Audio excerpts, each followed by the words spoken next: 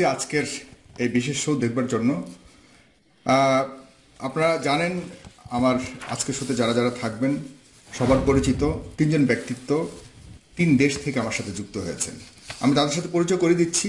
দুটি বিষয় নিয়ে আজকে খুব গুরুত্বপূর্ণ আলোচনা করব। আপনারা জানেন যে দুটি বিষয় আমি দুটি সেগমেন্টে ভাগ করব এবং অতিথিদের উদ্দেশ্য বলবো আপনারা দয়া করে এই দুটি সেগমেন্টের ব্যাপারে আপনারা জানেন। একটি হলো কানাডা ঘিরে অথবা বাংলাদেশ থেকে অনেকেই বিদেশে পাড়ি জমাচ্ছে, বাংলাদেশ থেকে অর্থ নিয়ে বিদেশে পাড়ি জমাচ্ছে এবং সেখানে বিনিয়োগ করছে অবৈধভাবে, বিভিন্নভাবে দেশ থেকে টাকা পাচার করে বিভিন্ন দেশে স্থায়ীভাবে বসবাস করার এবং ব্যবসা বাণিজ্য করছে। সেটাকে কানাডা কেন্দ্রিক যারা আসছে সেটাকে বেগম পাড়া বলা হয়। সেই বেগম পাড়াটাকে নিয়ে রহস্যজনক অনেক কিছুই রয়েছে, সেটা জানবো আজকে আলোচনাতে এবং কারা কারা আসছে সেই বিষয়ে আমরা জানবো আজকের এই আলোচনাতে। এবং আরেকটি সেগমেন্ট হলো যে বর্তমান সময়ে খুবই গুরুত্বপূর্ণ আমাদের দেশের যে কোভিড-19 এর ভ্যাকসিন নিয়ে বর্তমানে আসলে কি হচ্ছে, আমরা কি কোনোভাবে এই ভ্যাকসিন ব্যবহার বা এটাকে ইমপ্লিমেন্ট করতে গিয়ে কোনো ধরনের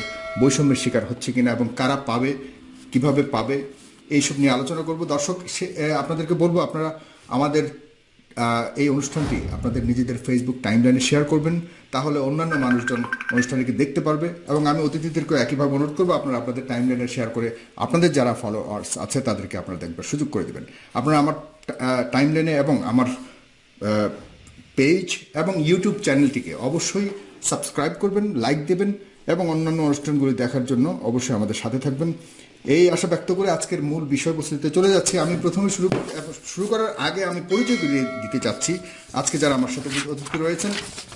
জনাব ব্যারিস্টার তৌফিকুর রহমান, তিনি রাজনৈতিক ব্যক্তিত্ব এবং সদস্য কেন্দ্রীয় নির্বাহী কমিটি বাংলাদেশ যুবলীগ জি নির্বাহী কমিটি। জি তৌফিক, আপনি শুনতে পাচ্ছেন নিশ্চয় আমাকে? জি শুনতে পাচ্ছি, ধন্যবাদ। জি, আপনি খুব কর্মঠ একজন রাজনৈতিক নেতা, আপনাকে সবসময় ফলো করি, আপনি আমার প্রিয় ব্যক্তিত্ব। আপনাকে ধন্যবাদ আমার সাথে আজকে যুক্ত হওয়ার জন্য।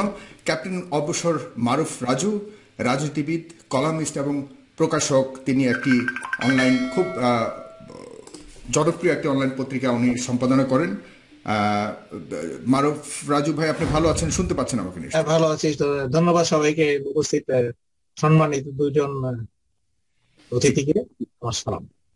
জি ধন্যবাদ আপনাকে। জনাব ওয়াকি আবদুল্লাহ, তিনি মানবাধিকার কর্মী ও রাজনৈতিক গবেষক এবং অনেক পরিচিত মুখ, আপনারা তাকে দেখে থাকেন সবসময়, তিনি অনেক অ্যাক্টিভিটি করেন অনলাইনে। জনাব ওয়াকি আবদুল্লাহ ভাই, আপনি শুনতে পাচ্ছেন আমাকে? জি জি, সবাইকে আসসালামু আলাইকুম এবং শুনতে পাচ্ছি আপনাকে। জি, সবাইকে ধন্যবাদ। অতিথি, আমি আলোচনা চলে যাচ্ছি। প্রথম আলোচনাটি যেটি শুরু করবে সেটি হলো যে বেগম পাড়া। খুব ইন্টারেস্টিং একটি সাবজেক্ট। আপনারা জানেন যে বেগম পাড়া তো আসলে নামে মাত্র বেগম পাড়া। আমরা মনে করি যে সেই বেগমগঞ্জ অথবা বাংলাদেশে আছে, পুরান ঢাকায় আছে আপনার বউবাজার, এই ধরনের অনেক ভৌতিক নাম থাকে এবং অদ্ভুত নাম থাকে।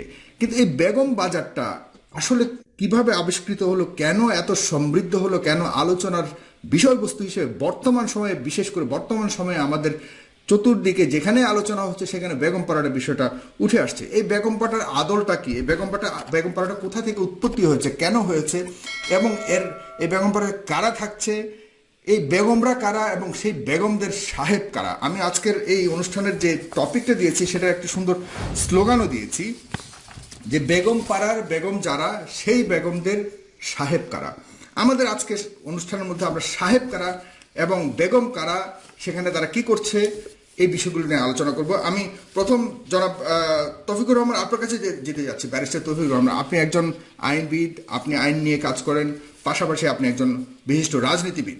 আমাদের দেশ থেকে আসলে সত্যি কথা বলতে কি, যদি আমি বলতে যাই যে একজন পিকে হালদার কিভাবে ৩,৫০০ কোটি টাকা বাংলাদেশ থেকে নিয়ে বিদেশে পাচার করছে এবং সে দেশে গিয়ে আপনার বেগম পাড়ার মতো বড় বড় বিল্ডিং, বেগম পাড়ার বলতে আমরা যেটাকে বুঝি যে বিদেশে এসে অনেক বড় বড় বিল্ডিং, বাসস্থান, ব্যবসা বাণিজ্য এগুলো করে দেশের টাকাকে নিয়ে মেরে এনে বিদেশে এসে বসবাস করে তারা একটা আলিশান জীবনযাপন করছে। আপনি কি মনে করছেন, আপনার সরকার বর্তমান ক্ষমতায় এবং কিছুদিন আগে আমাদের পররাষ্ট্রমন্ত্রী একটা বিবৃতি দিয়েছে যে প্রায় ২৮ জনের তালিকা তার কাছে গেছে, সেখানে বেশিরভাগ বর্তমান সময়ে বর্তমান সরকার দল যেটা আওয়ামী লীগ থেকে অনেকের নাম এসছে, তিনি প্রকাশ করেছেন। আপনি কি মনে করেন এই ব্যাপারে? আপনার আপনার একটু অভিজ্ঞতা এবং আপনার একটু মতামত জানতে চাই, জনাব তৌফিকুর রহমান। ধন্যবাদ সাগর ভাই আপনাকে। প্রথমে বলি, আমাদের সরকার ক্ষমতায়, এটা একটা ভেরি কি ওয়ার্ড আমার কাছে, এবং আমাদের সরকার ক্ষমতায় দেখেই কিন্তু আমরা জানতে পাচ্ছি যে কারা বাইরে অর্থ পাচার করছে, বা এই আলোচনাগুলো আসছে এবং সেটার বিরুদ্ধে তদন্ত হচ্ছে, চেষ্টা করা হচ্ছে এটাকে রিপ্যাট্রিয়েট করার জন্য। আপনি শুরুতে যেটা বললেন যে বেগম পাড়া, আমি যতদূর জানি যে এটা একটা একটা চলচ্চিত্র থেকে এই নামটা এসছে এবং এটা ক্রিপ্টিক ওয়ার্ড হিসেবে ইউজ করা হচ্ছে। আসলে বেগমপুরা বলে একটা মুভি করা হয়েছিল, which is an Indian movie, যেখানে ইন্ডিয়ান যারা বিভিন্ন প্রকৌশলী, ডক্টর, তারা মধ্যপ্রাচ্যে থাকতেন এবং তাদের বেগমরা একটা কন্ডোমিনিয়ামে থাকতেন এবং সেটার নাম ছিল বেগমপুরা, সেখান থেকে এসছে। সো ওই অর্থে আসলে বেগম পাড়া বলে কিছু নেই, বাট অবশ্যই এটা যে ইনার মিনিং আমরা আমরা বুঝতে পারি, সেটা হচ্ছে যে যারাই আমাদের দেশ থেকে বিভিন্নভাবে অর্থ পাচার করছে এবং অর্থ পাচার করে বিভিন্ন জায়গায় রাজনৈতিক আশ্রয় বলেন, ইনভেস্টমেন্টের কারণে যদি আশ্রয় হয়ে থাকে, ইমিগ্রেশনের কারণে আশ্রয় হয়ে থাকে, সেখানে আমাদের দেশের বিপুল পরিমাণ অর্থ তারা পাচার করে সেখানে নিজেদের যে আভিজাত্য বা যে উঁচু ধরনের জীবন শৈলী, সেটা সেটা তারা মেনটেন করছে। পিকে হালদারের কথা বলি, বা যারাই এখান থেকে অর্থ পাচার করেছে, আপনি জানেন, যারা কানাডায় থাকে তারা জানেন যে কানাডায় কিন্তু অর্থ নেওয়াটা খুব ডিফিকাল্ট, আপনাকে একটা প্রসেসের মাধ্যমে যেতে হয়। কিন্তু যেটা করছে, যারা অর্থ পাচার করছে, তারা সাধারণত দেখা যাচ্ছে যে দুবাই বা মধ্যপ্রাচ্যের বিভিন্ন দেশে প্রথমে একটা অ্যাকাউন্ট খুলছে এবং সেখান থেকে অর্থটা কানাডায় নিচ্ছে।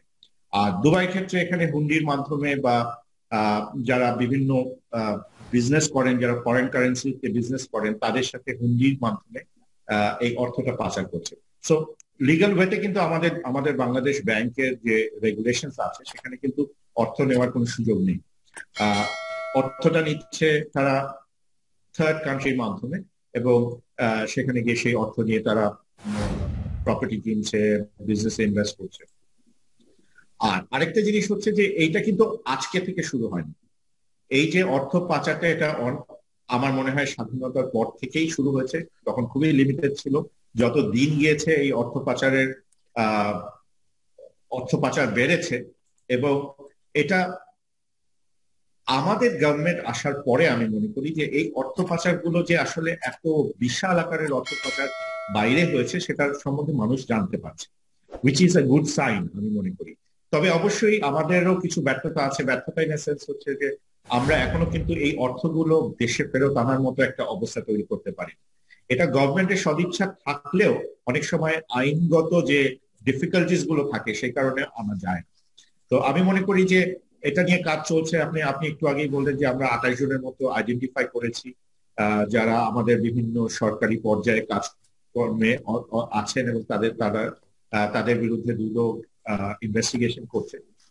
বাট আমি বিশ্বাস করি যে এই একটা বিষয়ে আমাদের সবগুলো দলের একটা ঐক্যমতে আসা উচিত, যে যারাই আমাদের দেশ থেকে এইভাবে অর্থ পাচার করবে, তাদের ক্ষেত্রে আমরা অ্যাটলিস্ট এক হব, এবং তাদেরকে যে যথাযোগ্য শাস্তি সেটা দেওয়ার ক্ষেত্রে আমার মনে হয় যে প্রত্যেকটা দলেই আইনজীবী প্যানেলরা আছেন, সিনিয়র আইনজীবীরা আছেন, আমরা মিলে যদি এমন একটা ফ্রেমওয়ার্ক তৈরি করতে পারি যে যাতে এটা আরো ডিফিকাল্ট করা যায়। আপনি সবসময় বন্ধ করতেই পারবেন না, কোনোকালেই সেটা সম্ভব হয় না, কারণ যারা ক্রিমিনাল তারা আরেকটা পথ বের হয়ে যায়। বাট আমরা যত বেশি এটাকে ডিফিকাল্ট করব, এবং আমরা যেটা আমাদের জন্য সবচেয়ে প্রয়োজন, যে এখন যেটা হয়েছে যে যারা এভাবে অন্যায়ভাবে অর্থ আয় করছে, তাদের কিন্তু এখন কোনো লজ্জা নাই।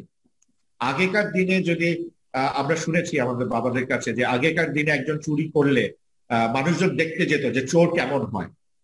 আর এখন চুরিটা হচ্ছে ওপেন, এবং যে যত বেশি চুরি করে সে সমাজের তত উপরের জায়গায় তাদের স্থান। তো আমাদের এই আন্দোলনটা আমি মনে করি যে সামাজিক আন্দোলনে রূপ দিতে হবে, এবং সেক্ষেত্রে দল মত নির্বিশেষে সবাইকে এক প্ল্যাটফর্মে এসে কাজ করতে হবে। যে অনেক সুন্দর কথা বলেছেন এবং পাশাপাশি আপনি সুন্দর প্রস্তাব দিয়েছেন, কিন্তু কথা হলো যে এটাও আপনি বলছেন যে আপনার সরকারের আমল এটাকে বের করছে, আগেকার আমলটাকেও কোনো একভাবে আপনি ইঙ্গিত করতে যাচ্ছেন যে সর্বসময় এই ধরনের দুর্নীতিগুলো ছিল এবং এই ধরনের ইনভেস্টমেন্ট দেশের টাকা নিয়ে বিদেশে করা হয়েছে। আমি জনাব মারুফ রাজু আপনার কাছে যেতে চাচ্ছি। আপনি একজন সাবেক সেনা কর্মকর্তা এবং আপনি একজন সাংবাদিক বর্তমানে, খুব ভালো অ্যাক্টিভিটি আপনার, সবসময় আপনি বিভিন্ন অসঙ্গতি তুলে আনেন আপনাকে, এবং আপনি বিশেষ করে আপনি কানাডাতে থাকেন। আপনার কাছে জানতে চাইব আসলে বেগমপাড়া বলতে কি বোঝায়, বেগমপাড়াতে কারা থাকে, বেগমপাড়া যারা আছে ওইসব বেগমদের আসলে সাহেব কারা, আপনার কাছ থেকে সেটা জানতে চাইব। পাশাপাশি এর আগে তৌফিকুর রহমান সাহেব যেটা বলে গেছেন যে এই সরকার কিন্তু, এই সরকারের আমলেই কিন্তু সত্যিকার অর্থে লিস্ট তালিকা ধরে বের করা হয়েছে বেগমপাড়াতে কারা থাকে এবং তাদের জন্য সোচ্চার হয়েছে এই সরকারের আমলে। পাশাপাশি আমরা দেখছি যে এই সরকারের আমলেই কিন্তু কয়েক হাজার কোটি টাকা নিয়ে শুধুমাত্র একজন পিকে হালদার দেশ থেকে টাকা অর্থ নিয়ে বিদেশে পাড়ি জমিয়েছে।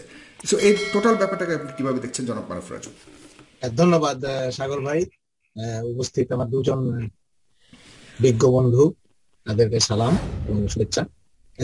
বেগমপাড়া আসলে এটা জিনিসটা আসলে সিম্বলিক।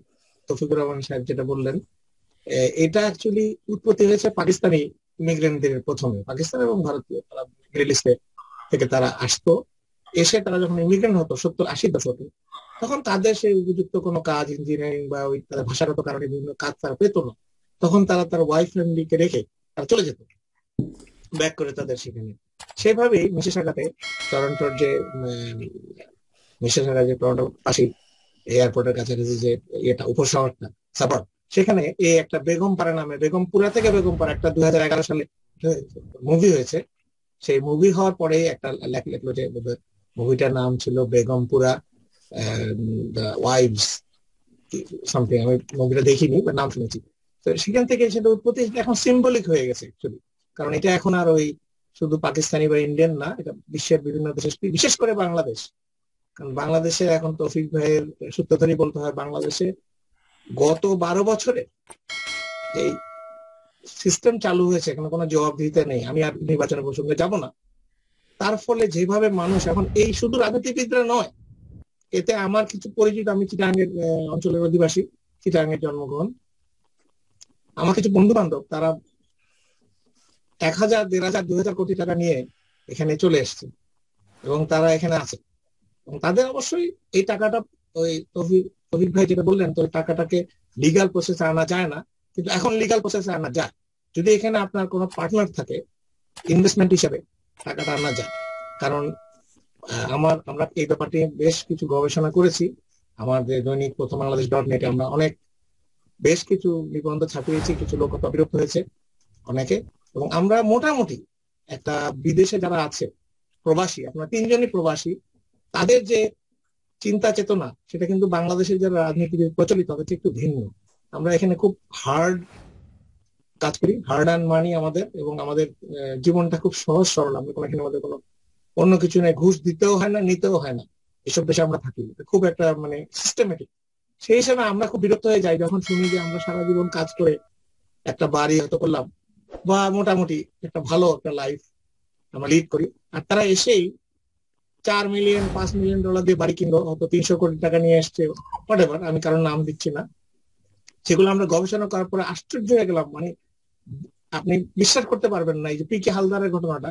পিকে হালদার কিন্তু টরন্টোতেও তারা বাড়ি আছে, মন্ট্রিয়েলেও আছে। পিকে হালদারের যে টাকাটা পাচার করেছে, এর মধ্যে কিন্তু আমাদের বর্তমান আওয়ামী লীগ সরকারের খুব ঘনিষ্ঠ, আমাদের চট্টগ্রামের এসালাম গ্রুপও জড়িত।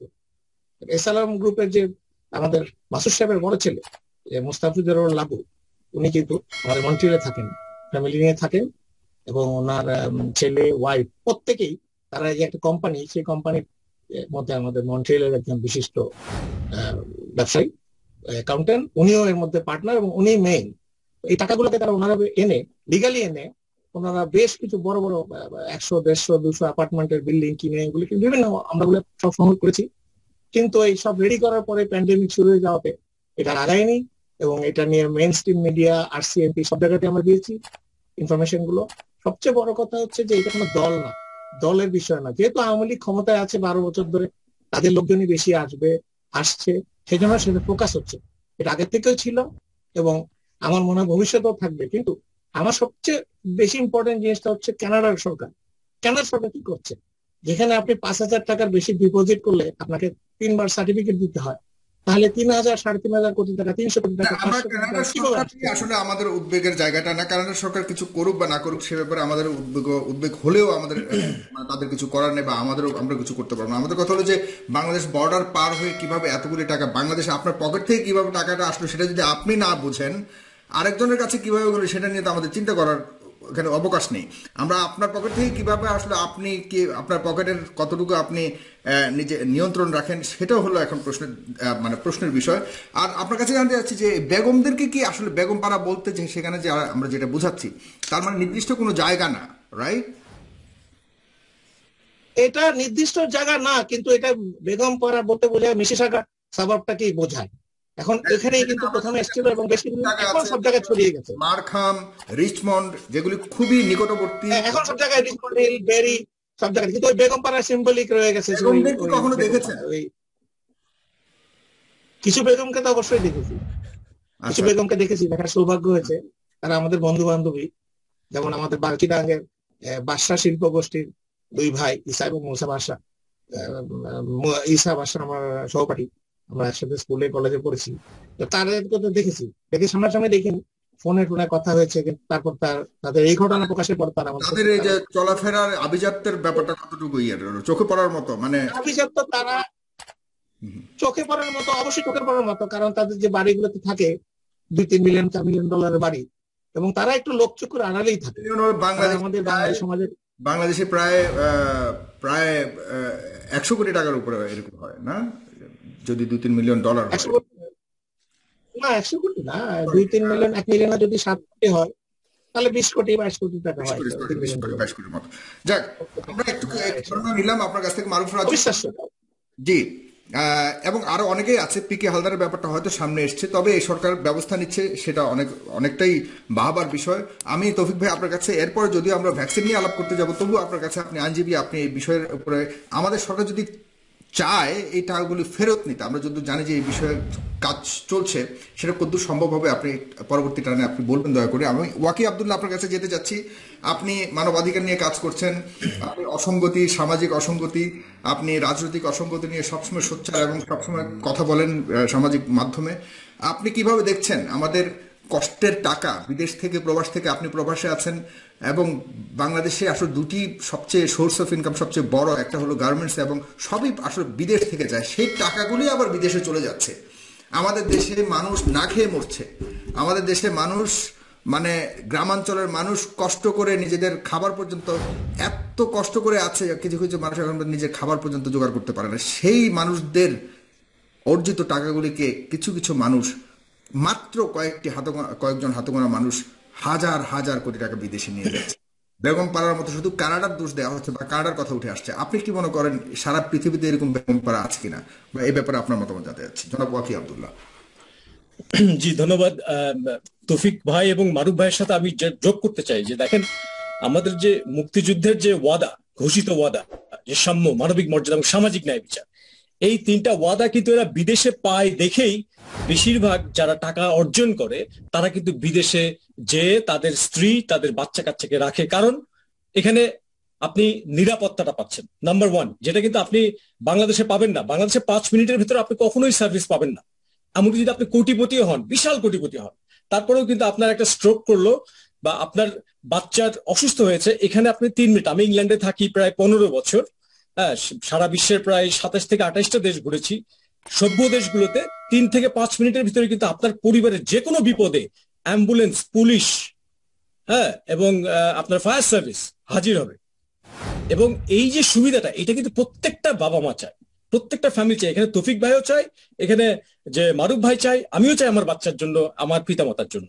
সেই সাথে সাথে টাকার যে একটা খালি উদাহরণ দিয়ে দেখেন, যে গ্লোবাল ফিনান্সিয়াল ইন্টিগ্রিটি, তাদের হিসেবে আমাদের প্রতি বছর $8 বিলিয়ন, $8 বিলিয়ন, দ্যাট মিনস মানে $1 বিলিয়ন যদি 8,000 কোটি টাকা হয়, $8 বিলিয়ন 64,000, মানে 64,000 কোটি টাকা পাচার হয় পার ইয়ার, প্রত্যেক বছর। এই যে শুধু টাকা কি পাচার হচ্ছে, আমাদের ব্রেইন গুলো ড্রেইন হয়ে যাচ্ছে বিদেশে। এই শুধুমাত্র নিরাপত্তার কারণে, যেটা আমরা মুক্তিযুদ্ধের ওয়াদায় আমরা করেছিলাম সেটা আমরা দিতে পারিনি এখনো।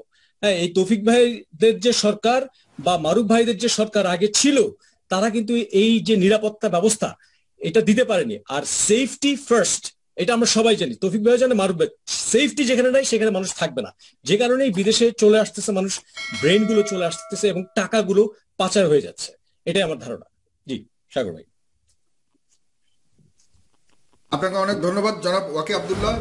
আপনি সিম্পলি বলে গেলেন আসলে, এবং আপনি ইঙ্গিত দিয়ে গেলেন যে বিএনপি এবং আওয়ামী লীগের সময় সব এই দুটো দল থেকে আমলেই এই ঘটনাগুলি ঘটেছে। আপনি কোন দল করেন বা আপনার অবস্থান কিন্তু মিডলে রেখে দিলেন, আপনার ব্যাপারে আর জানা হলো না। তো ভাই আপনি ছোট্ট করে যদি 2 মিনিটে শেষ বক্তব্য বলেন এই সেগমেন্টের, পরবর্তীকালে আমরা ভ্যাকসিন নিয়ে আসবো। আপনার কোনো বলার যদি কোনো কিছু অ্যাড করার থাকে। দেখুন, আমি আমি আমার এক্সপার্টিস থেকে যতদূর জানি, প্রথম কথা হচ্ছে বাংলাদেশ ব্যাংকের পারমিশন ছাড়া আপনি লিগালি বাইরে টাকা পাঠাতে পারবেন না। আর এত পরিমাণ হিউজ টাকা পাঠানোর তো কোনো সুযোগই নেই। তো সুতরাং আমি মারুফ ভাইয়ের সাথে এই ব্যাপারে একটু দ্বিমত পোষণ করবো যে টাকাগুলো আসলে লিগালি যায়নি। টাকাগুলো বাই ওয়ে অফ হুন্ডি বা ইললিগালি বাইরে পাচার হয়েছে, 1 নম্বর। এটা কি সরকারি মনিটরিংয়ের আওতায় আনার কোনো সুযোগ নাই তৌফিক ভাই? আমি এটা খুব অবাক হই, এটা তো নতুন কিছু না। মানে কারা হুন্ডির ব্যবসা করে সেটাও তো চিহ্নিত সমাজের মধ্যে, কারা বড় বড় ব্যবসায়ী। তাহলে কি আমরা দেখেও না দেখার ভান করছি এই টাইপের কোনো কিছু? আর এই দায়িত্ব তো সরকারের, এটা তো বিএনপিরও না, এটা ওয়াকি আব্দুল্লাহরও না। তাহলে আপনাদের সরকার কি করছে, এবং এটা দায়ভার তো আপনাদেরকে নিতে হবে, রাইট? আমরা দায়ভার নিচ্ছি তো, আমাদের সরকার করছে দেখেই তো আপনি জানতে পারছেন। কারণ আমাদের সরকার আসার আগে এত পরিমাণ টাকা যে বাইরে বের হয়েছে। পরবর্তীতে পররাষ্ট্রমন্ত্রী কিন্তু এটা থেকে উল্টেও গেছে, তিনি বলেছেন যে আমরা জাস্ট কয়েকজন যারা সামনে আসছে তাদের নাম, কিন্তু এর পেছনে আরো অনেকেই রয়েছেন। মানে উনি এটাকে অনেকটাই পলিটিসাইজ করার। উনি তো মাননীয় পররাষ্ট্রমন্ত্রী, উনি তো ওনার জায়গা থেকে, ওনার অফিস থেকে ওনাকে রেসপন্সিবলি কথা বলতে হবে। তো উনি যতক্ষণ পর্যন্ত উনি ফ্যাক্টস এন্ড ফাইন্ডিংস, এবং উনি বলেছেন যে যাদের নাম এসছে এরা সবাই বিএনপির কোনো না কোনো ভাবে বিএনপির সাথে যুক্ত ছিল, এইভাবে উনি বলেছেন। থাকতে পারে, আমি ওই জায়গায় যাচ্ছি না, কিন্তু পররাষ্ট্রমন্ত্রী যখন একটা কথা বলবেন তখন ফ্যাক্টস এন্ড ফাইন্ডিংস এর মাধ্যমে বলবেন। হ্যাঁ, আর আমাদের যেটা কথা সেটা হচ্ছে যে আমরা অ্যাডমিট করছি যে টাকাটা পাচার হচ্ছে এবং আমরা সেটা রেকটিফাই করার চেষ্টা করছি। আমি আবারও বলছি যে this is a very good sign, because 2008-এর আগে এবং 1/11-এর আগে হিউজ পরিমাণে টাকা পাচার হয়েছে, কিন্তু তখন মানুষ জানতো না যে টাকা পাচার হচ্ছে। তখন ইমিগ্রেশনটা তো এখন শুরু হয়নি, ইমিগ্রেশনটা অনেক আগে থেকে শুরু হয়েছে, এবং যারাই ইমিগ্রেশন করেছেন তারা কিছুটা লিগালি কিছুটা ইলিগালি অনেক টাকা বাংলাদেশ থেকে বের করে নিয়ে গেছেন। তো সুতরাং এটা আগেও ছিল। আরেকটা যেই প্রশ্নটা আপনি করলেন সেটা হচ্ছে যে সরকারের পক্ষে কি ফেরত আনা সম্ভব কিনা।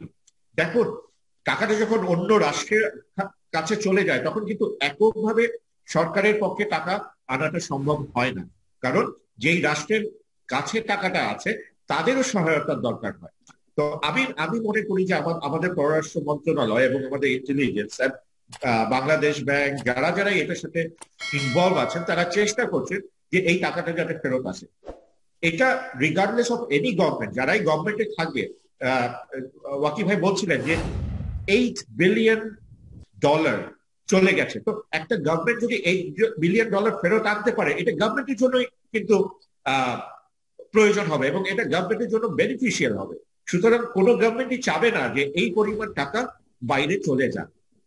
সুতরাং বাংলাদেশ গভর্নমেন্ট চেষ্টা করছে এবং চেষ্টা করছে দেখেই এই রিপোর্ট গুলো আসছে, ইন্টেলিজেন্স ইনভলভ হচ্ছে এবং চেষ্টা হচ্ছে যে এই টাকাগুলো ফেরত আসে। কিন্তু আমি যে পয়েন্টটা বলতে চাচ্ছি সেটা হচ্ছে যে এটা আমার আপনার আত্মীয় স্বজন পরিচিত চেনাদের মধ্যেই অনেকে যাচ্ছে।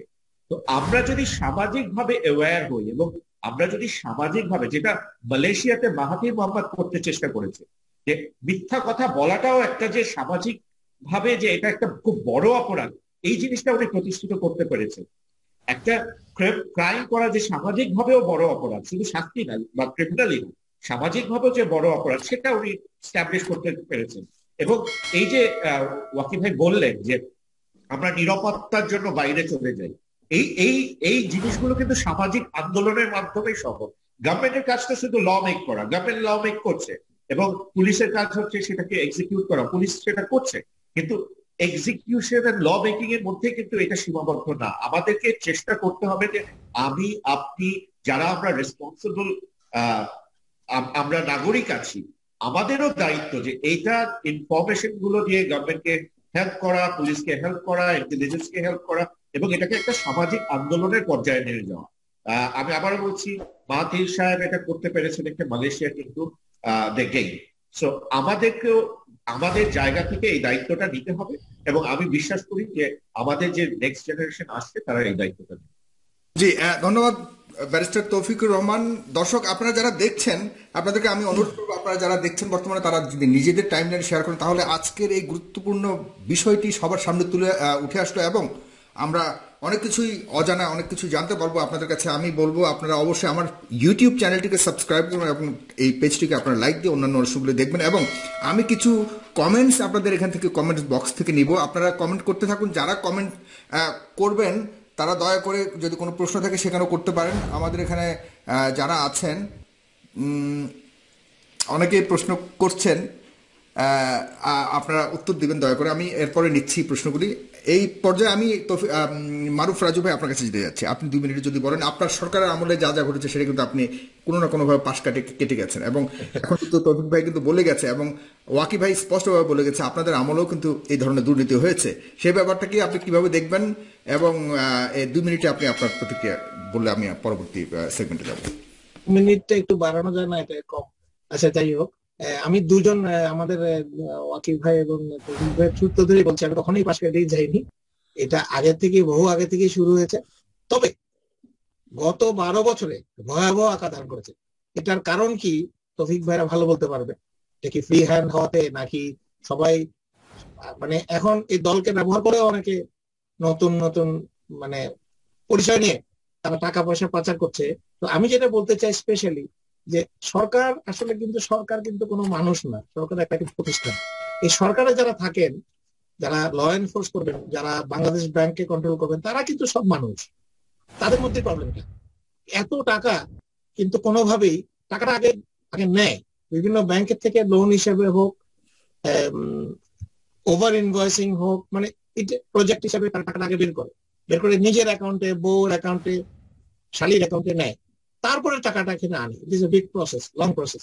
তাই আমি এই প্রসেসটাকে যদি ব্রেক করতে হয়, তাহলে কিন্তু সদিচ্ছা প্রধানমন্ত্রীর থাকলেই হবে না, সাথে যারা আছে, যারা এনফোর্স করবে তাদের ল কিন্তু আমাদের কানাডার ওয়াকিব ভাইয়ের সূত্র ধরে বলছি, উনি বললেন যে নিরাপত্তা সবকিছু কিন্তু আমাদের সংবিধানও কিন্তু সেম, কানাডার সংবিধানের চেয়ে ভালোভাবে লেখা আছে যে সবাইকে পূর্ণ নিরাপত্তা, কিন্তু এনফোর্স হচ্ছে কিনা? কোনো এনফোর্স হচ্ছে না। এই কারণেই মানুষের আস্থা চলে গেছে।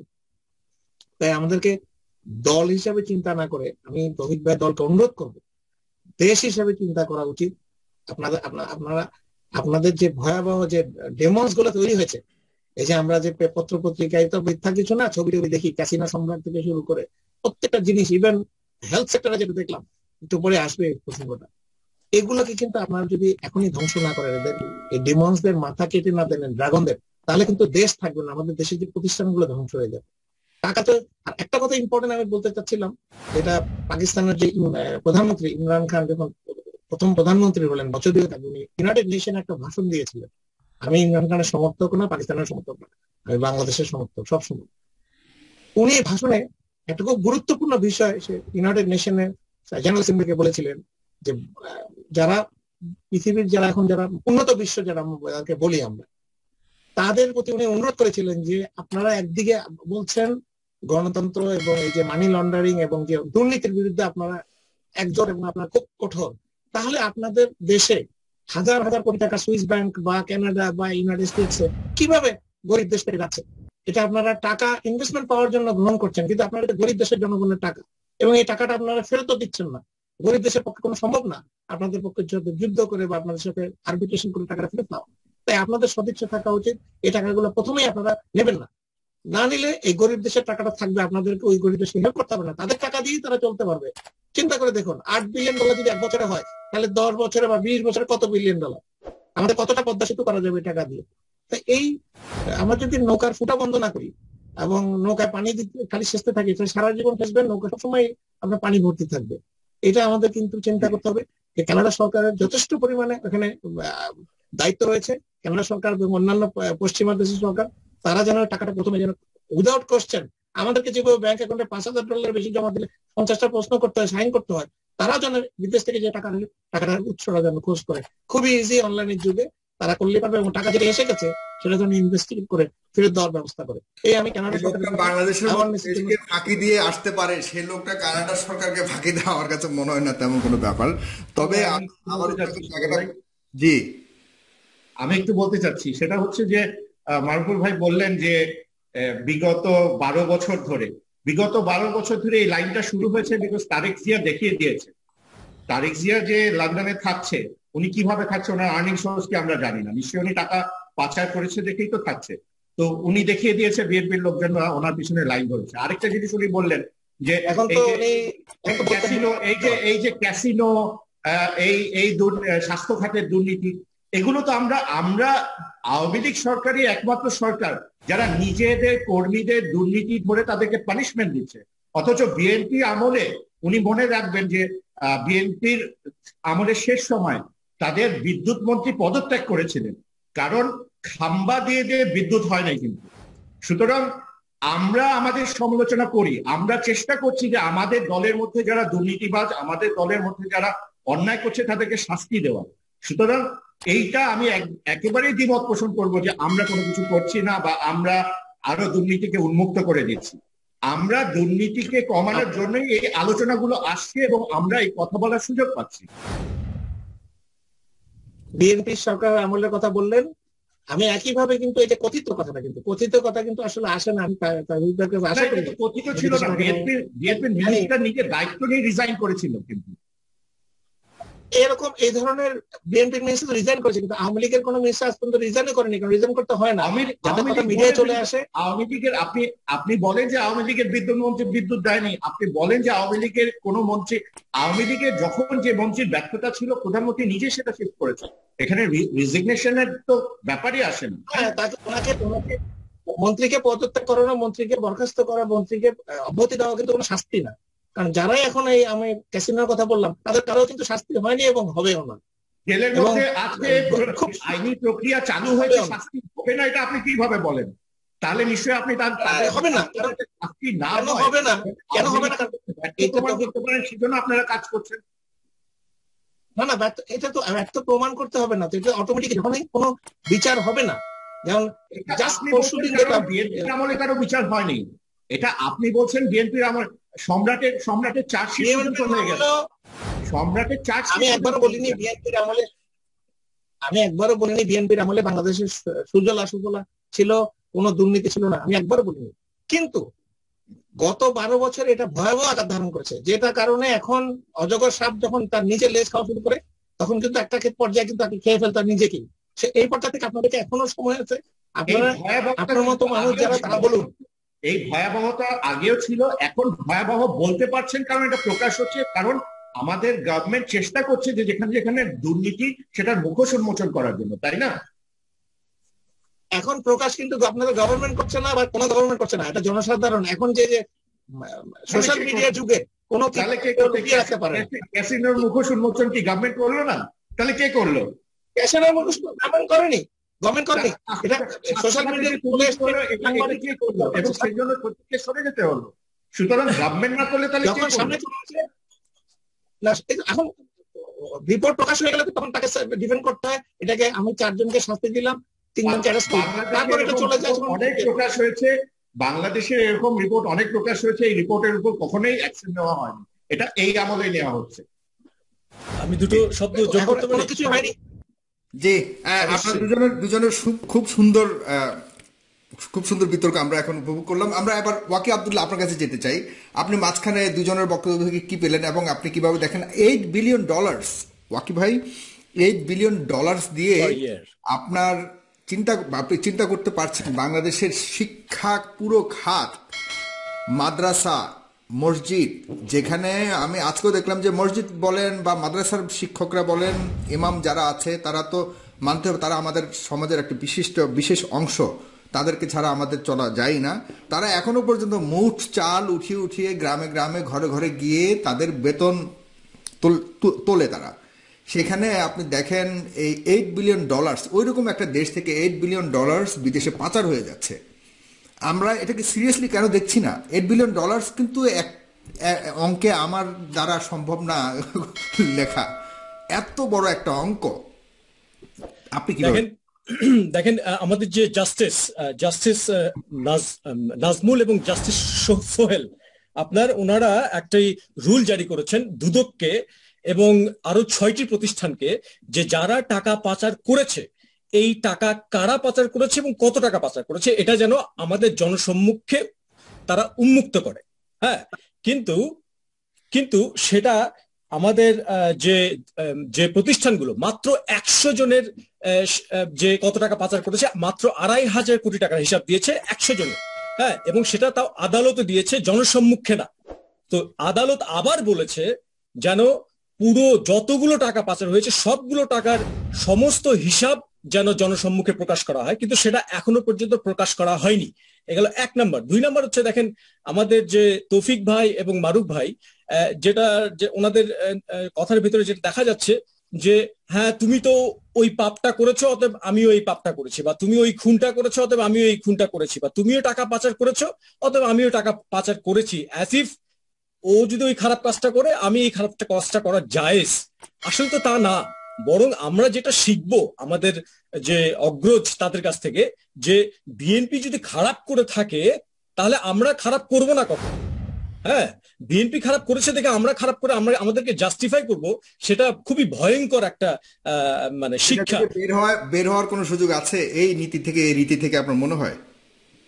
ছোট্ট একটা খালি বলি যে দেখেন, গ্লোবাল ফিনান্সিয়াল ইন্টেগ্রিটি উনারা স্পেসিফিকলি বলেছেন, স্পেসিফিকলি যে 4টা কারণে হয়। একটা হচ্ছে হুন্ডি, ঠিক আছে, হুন্ডিটা কিন্তু কমে গিয়েছে অলরেডি, কিন্তু ওভার ইনভয়েসিং এবং আন্ডার ইনভয়েসিং, বুঝতে পারছেন? আমদানির সময় আমরা কি করি, ওভার ইনভয়েসিং করি, এবং যখন রপ্তানি করি তখন আমরা আন্ডার ইনভয়েসিং করে টাকাগুলো পাচার হয়। এইখানে যদি ভালো মানুষ বসানো যায়, যার যার অনেস্টি এবং ইন্টেগ্রিটি আছে, হ্যাঁ, তাহলেই কিন্তু আপনার এইটা সমাধান করা যায়। এবং এই অনেস্টি এবং ইন্টেগ্রিটি আলা মানুষ নিয়োগ দেয় কে?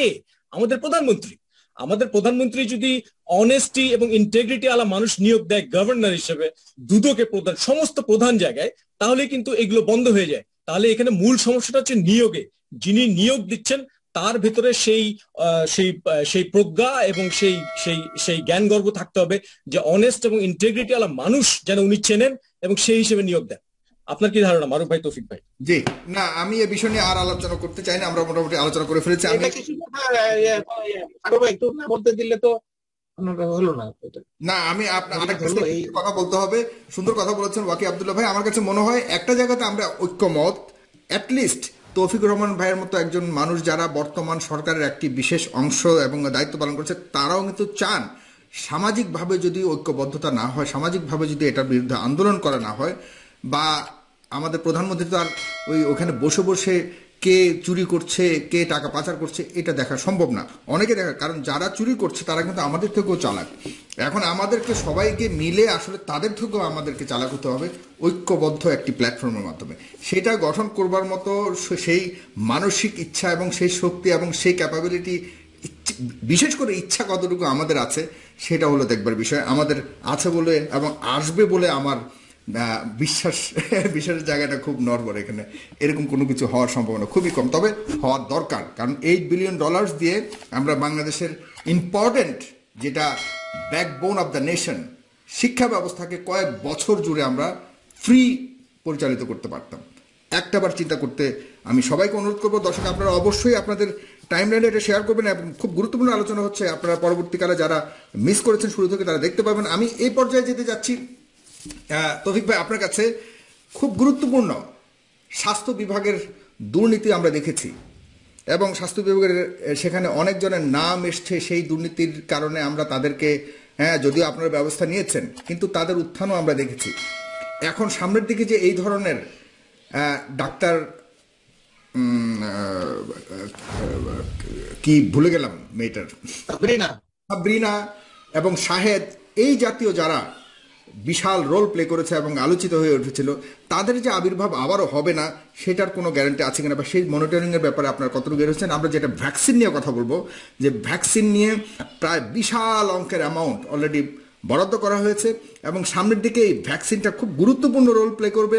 কারা পাবে, সঠিক মানুষরা পাবে কিনা, এবং এই ক্ষেত্রে কোনো ধরনের দুর্নীতি, কোনো ধরনের বৈষম্যের শিকার হওয়ার সম্ভাবনা আছে কিনা আপনার কাছে জানতে চাইবো। কারণ হলো আমার কাছে যেই রিপোর্ট আছে সেখানে আমি যদি দেখি, একটা রিপোর্ট আমি আপনাকে বলবো, সেই রিপোর্টটা থেকে আপনার আলোচনাটা সূত্রপাত করবে এটা নিয়ে। সেটা হলো যে কারা কারা ভ্যাকসিন পাবে প্রায়োরিটি বেসিসে সেখানে বলা হয়েছে প্রায় 2,10,000 মুক্তিযোদ্ধা।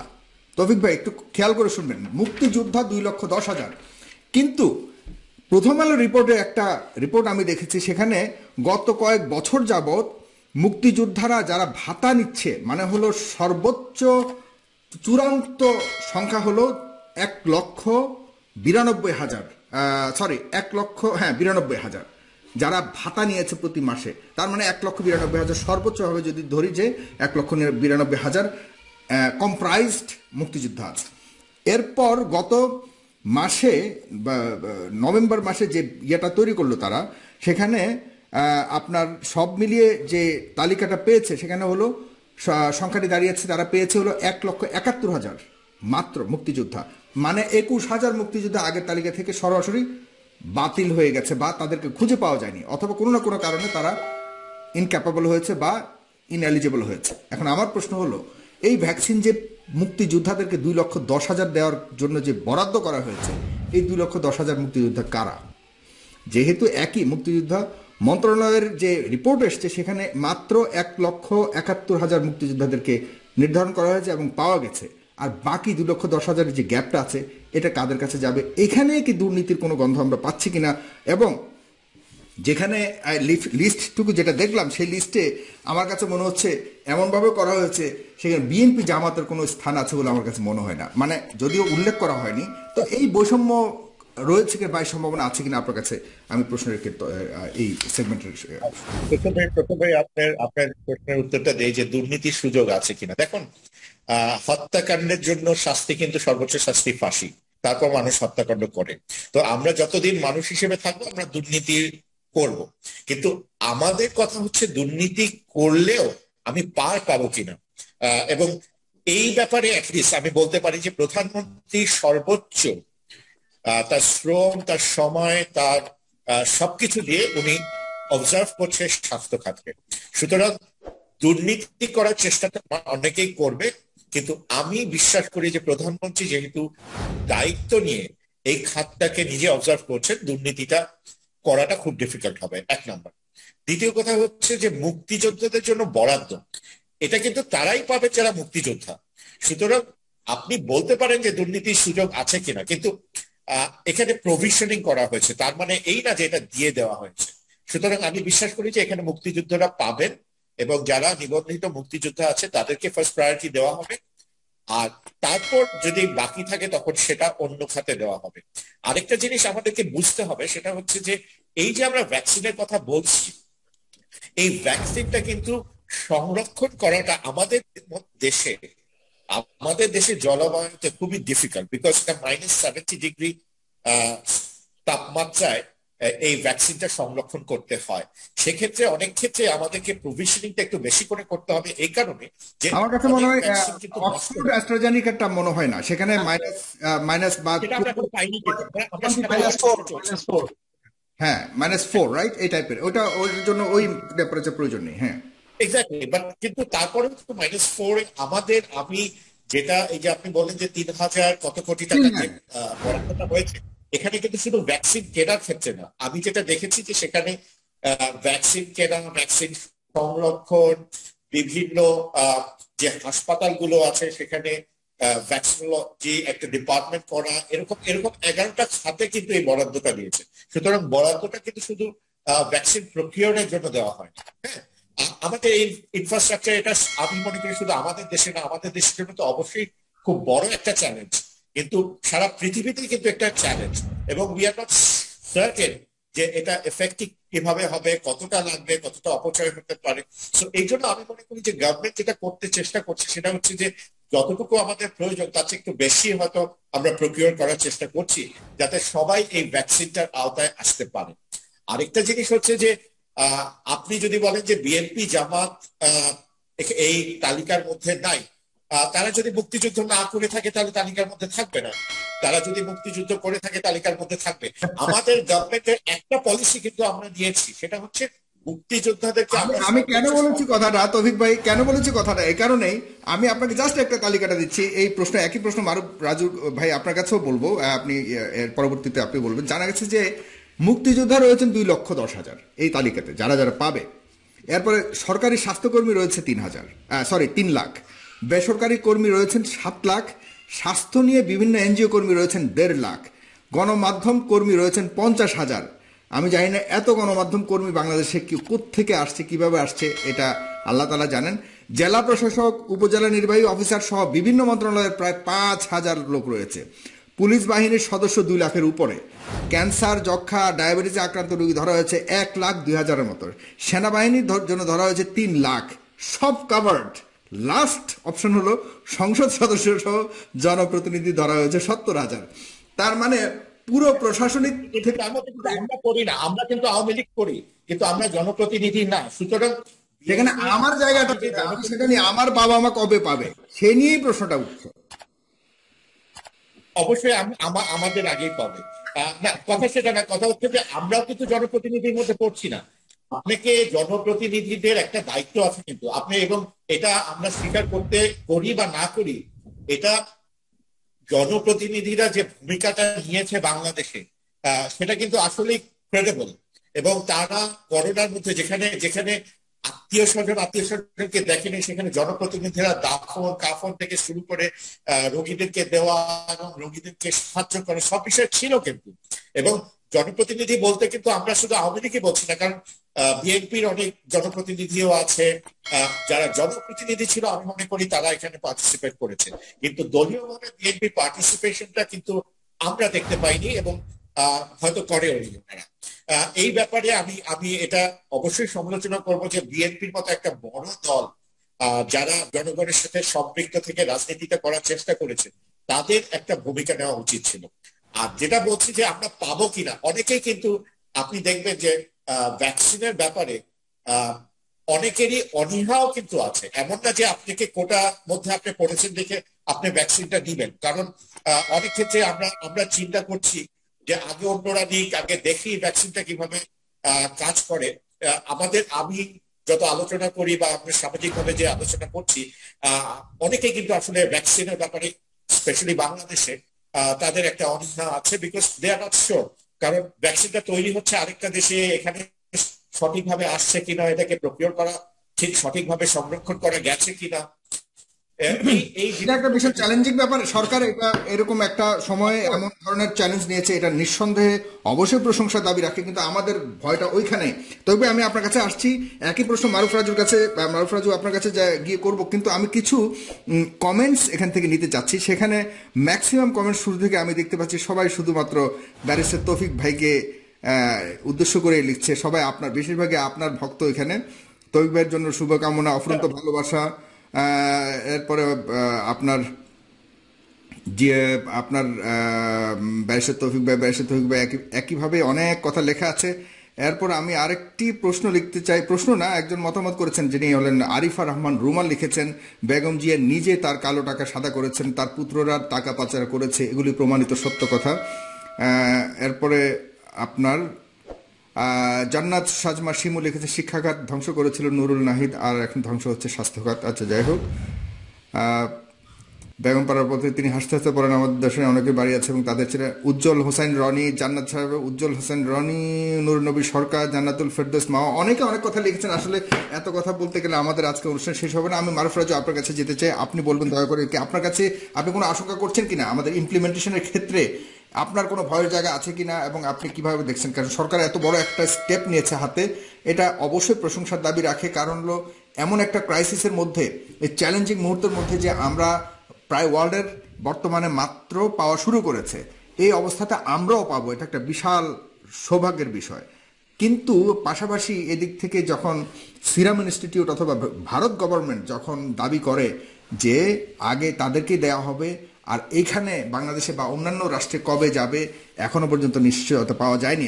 এবং এই সাবরিনা ফ্লোরা, যিনি সহকারী মহাপরিচালক স্বাস্থ্য অধিদপ্তর, তিনি বলেছেন যে আমাদের সাথে কথা হয়েছে একরকম, এখন আর অন্যরকম একটু শুনতে পাচ্ছি। এই যে একটা কনফিউশন, এই সব কিছু মিলে আপনি কি মনে করছেন আমরা কি সঠিক সময়ে ভ্যাকসিন পাবো এবং কারা পাবে নিয়ে আপনার কোনো আশঙ্কা আছে কিনা?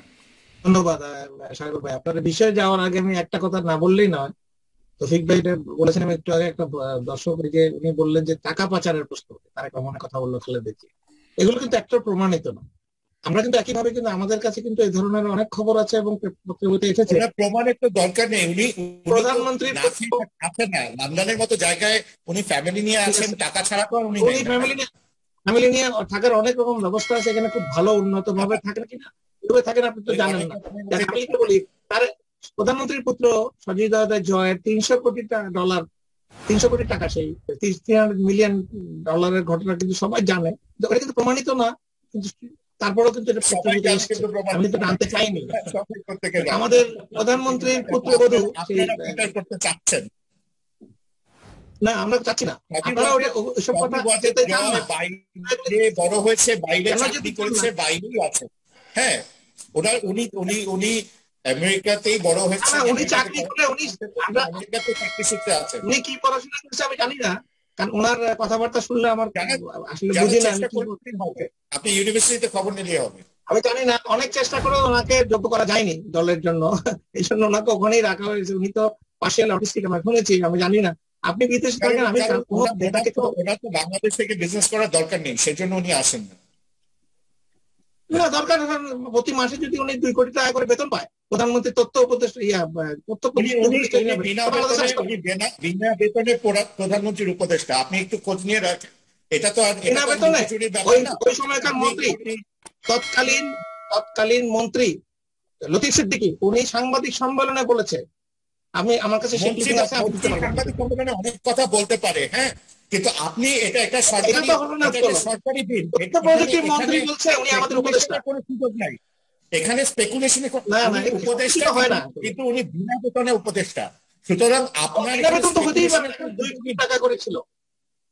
আমি এই ভিডিও ইয়াকে দেবো, সাগর পাকে দেবো, ভবিষ্যৎ অনুষ্ঠানে দেবো। যেটা বলতে চাচ্ছি, যেটা এইসব কথা তো বলে লাভ নাই। সবচেয়ে বড় কথা হচ্ছে তৌফিক ভাই, আপনি বিদেশে থাকেন এবং আপনি খুব গণতন্ত্র মনে একটা মানুষ, দেশে থাকেন, বাট বিদেশে উনি একজন, এখন তো যুবলীগের একজন নেতা এবং সামনের এমপি এখন তো। তবে আমি আশা করবো আপনি, আপনার মতো মানুষ লাইমলাইটে আসুক, এটা আমরা চাই, বিরোধী দল হলেও। কিন্তু আমার মনে হয় না সম্ভাবনা আছে, কারণ আপনার যে কথাবার্তা শুনলাম, যাতে করে তাতে করে আপনি এখনো টেন্টেড হন নাই। তো টেন্টেড না হলে এই প্রসেসে ঢুকতে পারবেন বলে আমি মনে করি না, আসলে সত্যি কথা। এটা আমি কারণে ভালো লোক আসে না, কিন্তু এই মেন্টালিটির কারণে ভালো লোক আসে না। আপনাকে বিশ্বাস করতে হবে আবার ভালো হয়েও আপনি যোগ্যতা সহকারে বাংলাদেশে রাজনীতি করতে পারবেন, এবং এটা আমরা এখনকার জেনারেশন বিশ্বাস করছি দেখে আমাদের জেনারেশনের অনেকেই এই রাজনীতিতে আসছে। আপনি যুবলীগের বর্তমান চেয়ারম্যান শেখ ফজলে শামস ফরেস্টকে যদি দেখেন, তার আগের লাইফস্টাইল, হিস্ট্রি, আপনি সবকিছু দেখতে পারেন, যাচাই করতে পারেন, খোঁজ খবর নিয়ে দেখতে পারেন। ওনার মতো ক্লিন ইমেজের রাজনীতিবিদ সত্যি বিরল। তো আমরা আসার চেষ্টা করছি এবং আমরা ইনশাল্লাহ চেষ্টা করে যাব। জি, মারুফ ভাই, আপনি যদি আমাকে করতে চাই, তৌফিক একটা অনুরোধ করতে চাই, আমি ব্যক্তিগত অনুরোধ করতে চাই, যেহেতু আপনি খুবই বিজ্ঞ এবং আমরা, আমাদের কি জনরায়ের কোনো ব্যাপার আছে, নিতে হয় না? এটা বলবো, আমি মনে করি জনরায়ের ব্যাপারের জন্য জনগণের কাছে যেতে হবে। ইলেকশনে আওয়ামী লীগ এরশাদ আমলে যখন ইলেকশন হয়েছে, আপনারাও স্বীকার করবেন, আমরাও বলেছি যে ওখানে সুস্থ নির্বাচন হয়নি। কিন্তু আমরা আওয়ামী লীগ জনগণের রায় পাই বা না পাই, আমরা সবসময় ইলেকশনে কন্টেস্ট করেছি এবং আমাদের মতো করে আমরা চেষ্টা করে গেছি গণতন্ত্র পুনরায় আবার গণতন্ত্র ফিরিয়ে আনা। এবং একটা সময় কি আসছি, ইন্টারেস্টিং হচ্ছে, আমি আপনার কাছে আসছি। জি হ্যাঁ হ্যাঁ বলুন, আপনি শেষ করলে পরে আমি। আমার কথা হচ্ছে, বিএনপি কে তো আসতে হবে, বিএনপি কে জনগণকে সাথে নিয়ে কাজ করতে হবে। আপনি লন্ডনে বসে আপনি আপনার কর্মীদেরকে বলবেন যে রাস্তায় গিয়ে মার খেতে, পিটানি খেতে, আর আপনি লন্ডনে বসে থাকবেন, সেটা হবে না। তো বাংলাদেশ আমরা তো গণতান্ত্রিক দেশ, পিটানি খেতে হবে কেন? এটা তো সারা বাংলাদেশের রাজনৈতিক কালচারে তো আপনি আপনি ল ভঙ্গ করবেন, আপনি পিটানি খাবেন না।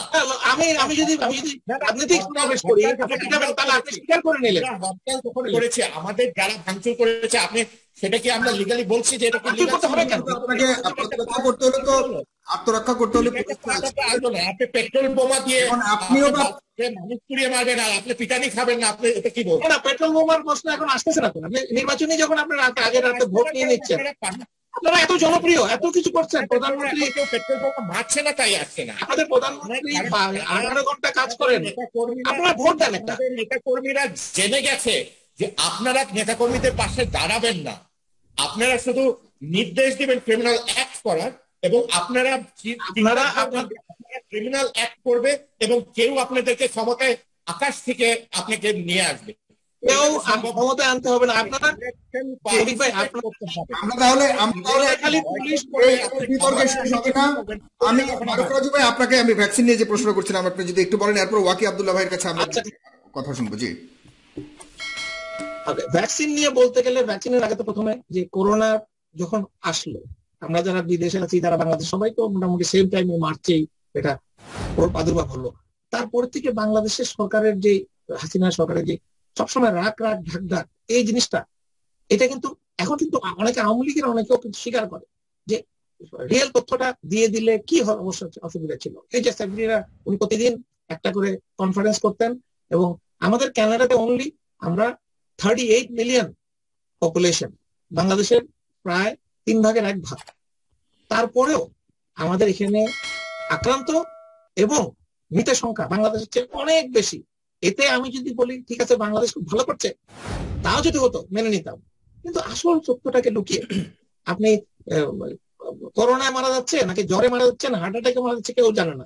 খালি তাদের পছন্দ মতো যে শিক্ষা দেওয়া। আমরা তো জানি, আমি সেনাবাহিনী চাকরি করেছি, আমি এরশাদের আমলে যে প্রথম মার্শাল ল ডিউটি করেছি, আমি জানি কিভাবে সরকার ভোট জালিয়াতি করতে পারে, কিভাবে টেবুলেশন শিট এভাবে লেখে ইচ্ছা মতো দিতে পারে, সব জানি। এটা আমাকে কেন কোনো উপায় নেই, আমি এই দেখে এসেছি সে বাংলাদেশে চলছে। চাকরিরত অবস্থায় এসেছেন? চাকরিরত অবস্থায় আমি ডিউটি করেছি পাবনা, নাটোর, সিরাজগঞ্জে। আপনার ডিউটিকালীন সময়ে কিভাবে ভোট চুরি করে সেটা আপনি দেখেছেন, আপনার সামনে হয়েছে। ডিসি অফিস কিভাবে রিপোর্টটা যায় ঢাকায়। না, সেখানে আপনার প্রশ্ন, আপনি আর্মি একজন অফিসার ছিলেন, আপনি ক্যাপ্টেন ছিলেন, মানে হলো আর্মিদের মধ্যে সবচেয়ে ইমপ্লিমেন্টেশনের ক্ষেত্রে যার ভূমিকা সবচেয়ে বেশি ছিল মাঠ পর্যায়ে, সেই ক্যাপ্টেন থাকা অবস্থায় আপনার সামনে এই ধরনের দুর্নীতি এরশাদ আমলে হয়েছে, আপনি সেটা দেখেছেন, অবলোকন করেছেন। সেখানে কি আপনি দুর্নীতি না, আমাদেরকে সামিল করে দুর্নীতি।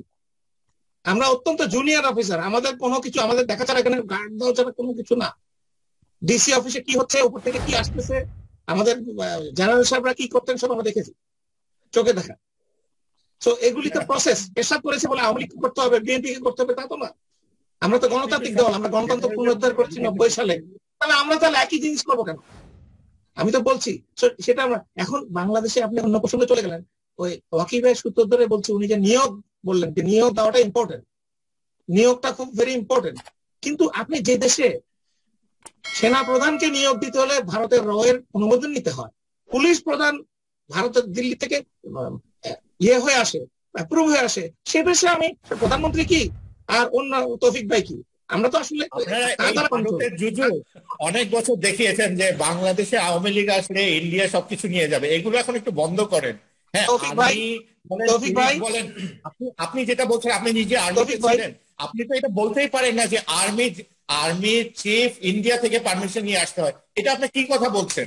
তৌফিক ভাই, আমি আপনাকে দায়িত্ব নিয়ে বলছি, আপনি বলছেন যে আর্মি চিফ, এইটাই তো আমাদের প্রশ্ন।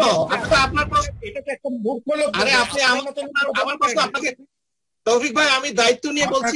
আপনার কাছে কি সেই ধরনের প্রমাণ আছে জনাব মারুফুর রাজু, যে এই ধরনের আপনি দায়িত্ব নিয়ে বলছি?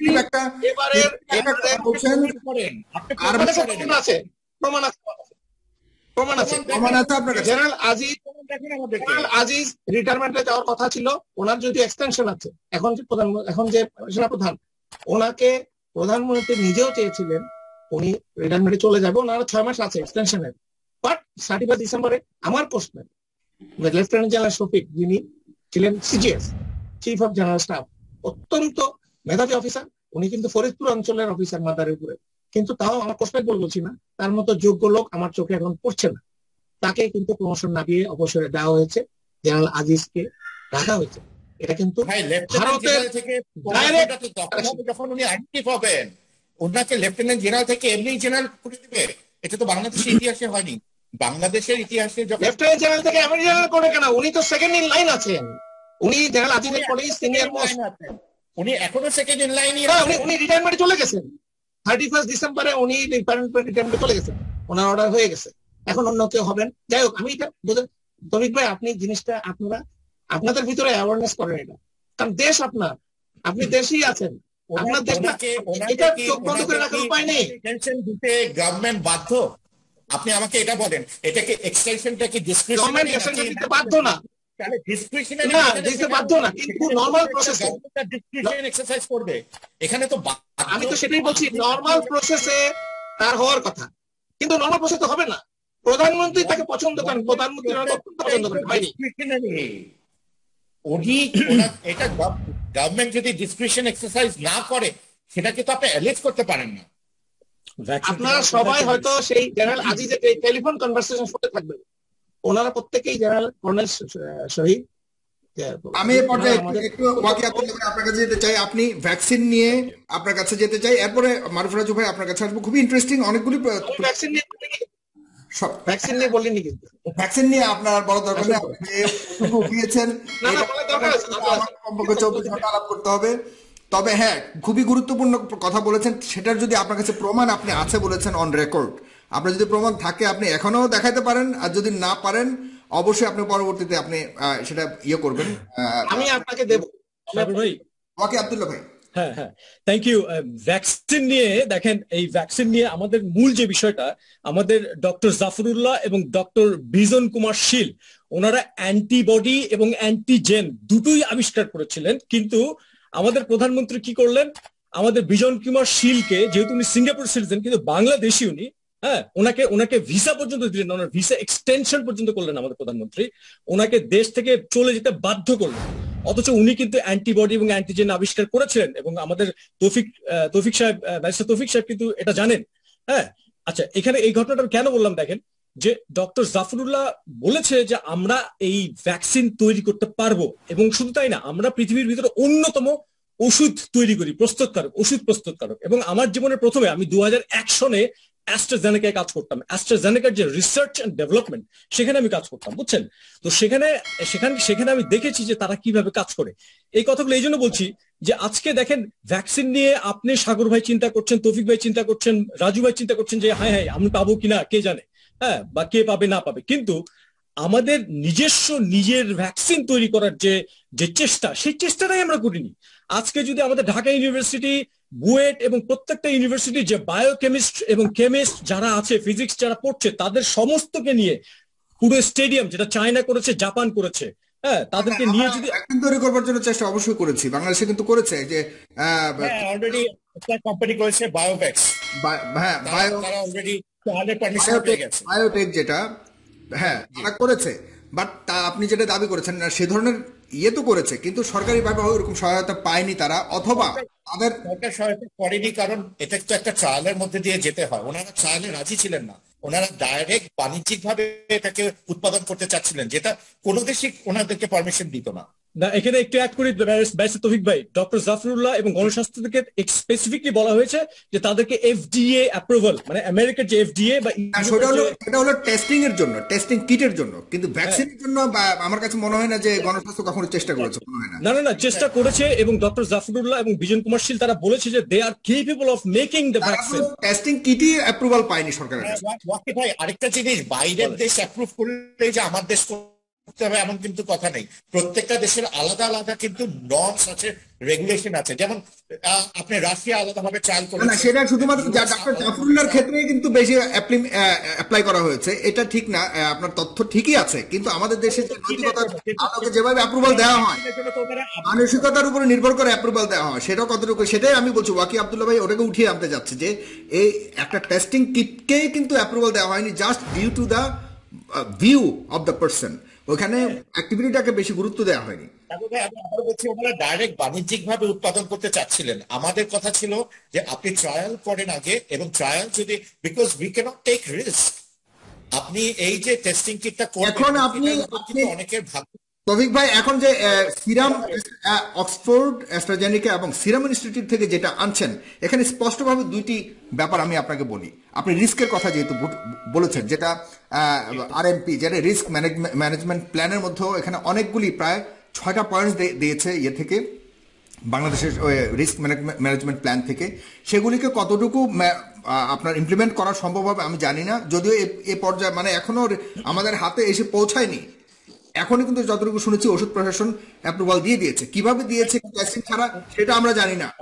এরপরে আপনার যতটুকু শুনেছি অক্সফোর্ড এবং অ্যাস্ট্রাজেনিকা সরাসরি বলে দিয়েছে যে থার্ড পার্টি মানে হলো সরকারের সিরাম থেকে অন্য যারা দেশেরা কিনবে সেখানকার কোনো ধরনের যদি এফেক্টেড বা কোনো ধরনের কি বলা যায় এটাকে রিয়াকশনের কারণে যে ধরনের ক্ষতি হবে, সেই ক্ষতির কোনো দায়িত্ব অক্সফোর্ড বা অ্যাস্ট্রাজেনিকা নেবে না।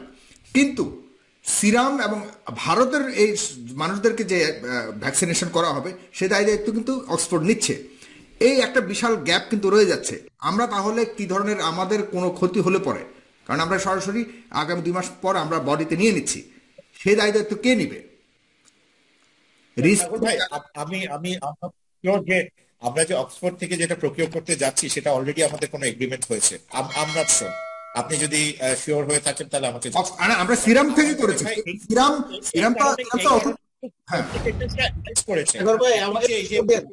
পাওয়ার কথা ছিল, আমরা যেটা পাচ্ছি না। এটা কিন্তু এই যে যখন অক্সফোর্ড বললো যে আমরা এই দায়িত্বটা থার্ড পার্টি থেকে নিব না, এই কারণে কিন্তু এটা এখন স্থগিত আছে। এবং আই এম শিওর যদি এটা এরকম কোনো কারণ হয়ে থাকে, স্থগিত আছে বলে আমার মনে হয়, স্থগিত মনে আছে বলে আমার মনে হয় না, না মনে হয় না ভাই। আমি এর ব্যাপারে একটু বলতে দিলেন না। ওয়াকি ভাই যদি শেষ করে আপনার কাছে আসি আমি। ওয়াকি ভাই আমাকে একটু দয়া করে শেষ করতে দিবেন দয়া করে, কারণ এটা খুবই গুরুত্বপূর্ণ। খেয়াল করেন এই জায়গাটা। হ্যাঁ, এরপর মারুফ ভাই আপনার কাছে আসছি আমি। দেখেন, আমাদের বাংলাদেশে প্রথম যে গাড়ি এসছে 1903 সালে, হ্যাঁ, এই যে এই 100 বছর পার হয়ে গেছে, এখনো পর্যন্ত আমরা তৈরি করতে পারি না। এটার কারণ হচ্ছে যে আমাদের মাইন্ডসেট, যেটা আমাদের অগ্রজ যারা, তারা সবসময় বিদেশ থেকে নিয়ে আসে। কারণ বিদেশ থেকে যদি নিয়ে আসেন তাহলে $2 ভ্যাকসিন আপনি $2 ভ্যাকসিন $5 দিয়ে বিক্রি করতে পারবেন। এই মাঝখান থেকে আপনি এই কোটি কোটি টাকা বানাই নিলেন, যে কারণে আমাদের ব্যবসায়ীরা আজকে নামাইলে কালকেই টাকা এরকম ইনভেস্ট করে। কিন্তু আমাদের জাতি হিসেবে আমরা পৃথিবীর 7ম বৃহত্তম জাতি। আমাদের চিন্তা করতে হবে, যদি যদি যদি অক্সফোর্ড পারে, যদি আমেরিকা পারে, তাহলে হ্যাঁ, আমরা কখনো চেষ্টাই করি না আমাদের যে আমরা ভ্যাকসিন তৈরি করবো। এবং যখন আমাদের কেউ চেষ্টা করে তাদেরকে ভিসা দেওয়া হয় না। এবং একটা সামগ্রিকভাবে কালেক্টিভলি অ্যাজ এ নেশন যে আমরা চেষ্টা করবো কোনো কিছু করতে, আজ পর্যন্ত শুধু ভ্যাকসিনের ক্ষেত্রে না, সবকিছুর ক্ষেত্রে আমরা বিদেশ থেকে নিয়ে আসি সমস্ত কিছু। হ্যাঁ, কেন আমরা নিজেরা তৈরি করবো না? কেন আমাদের সেই রিসার্চ এন্ড ডেভেলপমেন্ট যেগুলো প্রত্যেকটা দেশে আছে সেখানে থাকবে না? কেন আমাদের জিডিপি 3% রিসার্চ এন্ড ডেভেলপমেন্টে ব্যয় করবে না আমাদের পলিসি মেকারসরা? যে কারণে তো আজকে বেগমপাড়া চলে যায়, ঠিক কিনা? বেগমপাড়া এবং ভ্যাকসিনের মধ্যে সম্পর্ক আছে। এই ভ্যাকসিনেশন আমরা আমাদের ভিতরে সেই আত্মমর্যাদাটা আসতে হবে যে আমরা নিজেরা তৈরি করতে পারি, যেটা ওরা 100 বছর আগে না দেখে তৈরি করতে পারে, আমরা সেটা অন্তত দেখে তৈরি করতে পারি। এই যে চেষ্টাটা করার ইচ্ছা, এবং ডক্টর বিজন কুমার শীলদের মতো মানুষদেরকে শ্রদ্ধা করে, মানে জামাই আদর করে দেশে রাখা এবং তাদেরকে সমস্ত সুযোগ সুবিধা দেওয়া, সেটা কোন সরকার দিচ্ছে আমাদেরকে বলেন? ওকে আব্দুল্লাহ ভাই, সেখানে আরেকটি প্রশ্ন আপনার কাছে করতে চাই, আপনার অভিমত বলবেন। আমরা পৃথিবীর বিভিন্ন দেশে কিন্তু প্রায় 30-35টা কোম্পানির উৎপাদিত ভ্যাকসিন নিয়ে সারা পৃথিবীর প্রায় 800 কোটি মানুষের মধ্যে বিভিন্ন ধরনের নির্ভরতা রাখছে একটার পর আরেকটা। কিন্তু আমরা শুধুমাত্র কেন ভারতের সিরামের উপরে নির্ভরশীল? এক্স্যাক্টলি বললাম তো, আমরা আমাদেরটাই তৈরি করতে পারি, কিন্তু আমরা যদি এখন তৈরি করতে পারিনি, ওই সুযোগও নাই। আমি এখন আমরা কারণ সবাই যে তৈরি করতে হবে, তৈরি করে দিতে হবে ব্যাপারটা তা নয়, আমরা কিনেও আনতে পারি। কিন্তু সেই কেনার ক্ষেত্রে কেন শুধুমাত্র একটা কোম্পানির প্রতি উপরে নির্ভরশীল হতে হবে, সেই প্রশ্ন এখন উঠে আসছে। কারণ হলো কোনো কারণে এখানে যদি আমরা কেন আমরা ফাইজারের কাছে যাচ্ছি না, কেন আমরা it's a give and take. 30 December যখন ইলেকশনটা হলো এবং সারা রাত ধরে ইলেকশনের সিল মেরে, যেটা আমাদের যে টিআইবি স্পষ্ট করে বলেছে, তারা জরিপ করেছে এবং সাইন্টিফিক্যালি প্রুফ করেছে যে রাতের আধারে নির্বাচন হয়েছে। তার পরের দিন এই নির্বাচনকে কে আপনার রেকগনাইজ করলো ইন্টারন্যাশনালি? ভারত। হ্যাঁ, এই যে বিনিময়টা, এই বিনিময়টা আপনি আমাকে রেকগনাইজ করলেন, আমি চুরি করলাম। আপনার এই কথাতে আমি যাচ্ছি, আমি বুঝতে পেরেছি আপনি কি বোঝাতে চেয়েছেন। মারুফ রাজু, আপনি বলবেন দয়া করে। আমি ভ্যাকসিন নিয়ে দুটো কথা বলতে চাই। এক হলো, যখন সিনোভ্যাক চায়না তারা 1 কোটি ভ্যাকসিন ফ্রি দিতে ছিল এবং ফ্রি ট্রায়াল, তখন কেন প্রত্যাখ্যান করা হলো? 1 নম্বর। 2 নম্বর হলো যে অ্যাস্ট্রাজেনেকার ভ্যাকসিন $2.95 দিয়ে না কিনে, ডাইরেক্ট বুকিং না দিয়ে, কেন ভারতের সেরাম ইনস্টিটিউটকে ইনভলভ করা হলো? তাদের থেকে কেনা হবে, এবং কেন আবার মাঝখানে দরবেশ বাবার সেই ভ্যাকসিনকে ঢুকানো হলো? এই খেলাটা কেন? এটা আমি অভিজ্ঞতার কাছে প্রশ্ন করতে, সবই নয়, জাতি এবং মানুষের জন্য কেন এই জিনিসটা, এই খেলাটা চলছে? এটা বন্ধ করেন। এবং এটা সে তো আসলে ম্যানেজমেন্টের জন্য একটা থার্ড পার্টিকে ঢুকাতেই হবে, কারণ হলো সরকার তো আর নিজস্ব কোনো প্রতিষ্ঠান নাই। জি, যদিও ম্যানেজমেন্ট সবচেয়ে বড়, বাংলাদেশের ম্যানেজমেন্ট এখন পর্যন্ত ভ্যাকসিনের জন্য সব দেশেই, কানাডা তো সেনাবাহিনীকে ইনক্লুড করা হয়েছে, বাংলাদেশের ভ্যাকসিন সেনাবাহিনী দিবে, কিন্তু এনে তাদেরকে দেন, কিন্তু এনে দিবেন কিভাবে? নিয়ে তো আপনি আবার আশঙ্কা প্রকাশ আপনি বলেন সেনাবাহিনীর সামনে, আশঙ্কা আমি প্রকাশ করি। আপনি আবার বলছেন সেনাবাহিনীকে দিতে, তখন আপনি বলতেন সেনাবাহিনীকে কেন দিল? আমরা আমাদের কাজই হচ্ছে যে আমরা সারা সেনাবাহিনী ছাড়া আপনি পারবেন না ভ্যাকসিন দিতে। গ্রামে অঞ্চলে ভ্যাকসিন দিতে পারবেন না, আনা করার কথা, দিতে পারবেন না। মেন্টালিটি অবশ্যই আছে যে আমরা বাইরের জিনিস পছন্দ করি, এটা আমি ওয়াকিব ভাইয়ের সাথে একদম একমত, কিন্তু এই মেন্টালিটিটা চেঞ্জ হচ্ছে, এটা কিন্তু একদিনে চেঞ্জ হয় না। আর ওয়াকিব ভাইয়ের মতো লোকজন যখন বাইরে থাকবে তখন কিন্তু আসলে এই মেন্টালিটিটা চেঞ্জ করতে আরো আমাদের সময় লাগবে। আরেকটা কথা, হ্যাঁ, আমাদের সন্তানদেরকে রাখতে পারি না, কিন্তু আমার মনে হয় এই জায়গাটা এখন আস্তে আস্তে চেঞ্জ হবে এবং এটা আমাদেরকে দায়িত্ব নিতে হবে চেঞ্জ করার জন্য। একটা কথা বলে দিই, পৃথিবীর সব দেশেই ভ্যাকসিন নিয়ে চেষ্টা করছে, এবং কানাডাতেও ভ্যাকসিন নিয়ে প্রবলেম চলছে। সবাই কিন্তু বিনামূল্যে ভ্যাকসিন দিচ্ছে, সরকার টাকাটা দিচ্ছে, জনগণকে টাকা তাদের জনগণের অধিকার হিসেবে দিচ্ছে। বাংলাদেশ সরকার একবার বলছে ভ্যাকসিন সবাইকে ফ্রি দেওয়া হবে, আবার স্বাস্থ্যমন্ত্রী পরশু দিনে 4-5 দিন আগে বললেন 475 টাকা দিয়ে ভ্যাকসিন যে কেউ দিতে পারবে। এইটা কি? এটা কি আপনারা কি মানে আই ওয়াশ কিনা? প্রথমে বলছেন ফ্রি, তারপরে আপনার 500, 500, 1000 টাকা দিয়ে মানুষকে দেবেন। মানুষের জমি বিক্রি করে হলেও ভ্যাকসিন দেবে, গরিব যদি ভিক্ষা করে ভ্যাকসিন দেবে। এটা আপনারা জানেন যে এইটা বন্ধ করতে হবে। ক্লিয়ার করেন জিনিসটা প্লিজ, ক্লিয়ার করেন।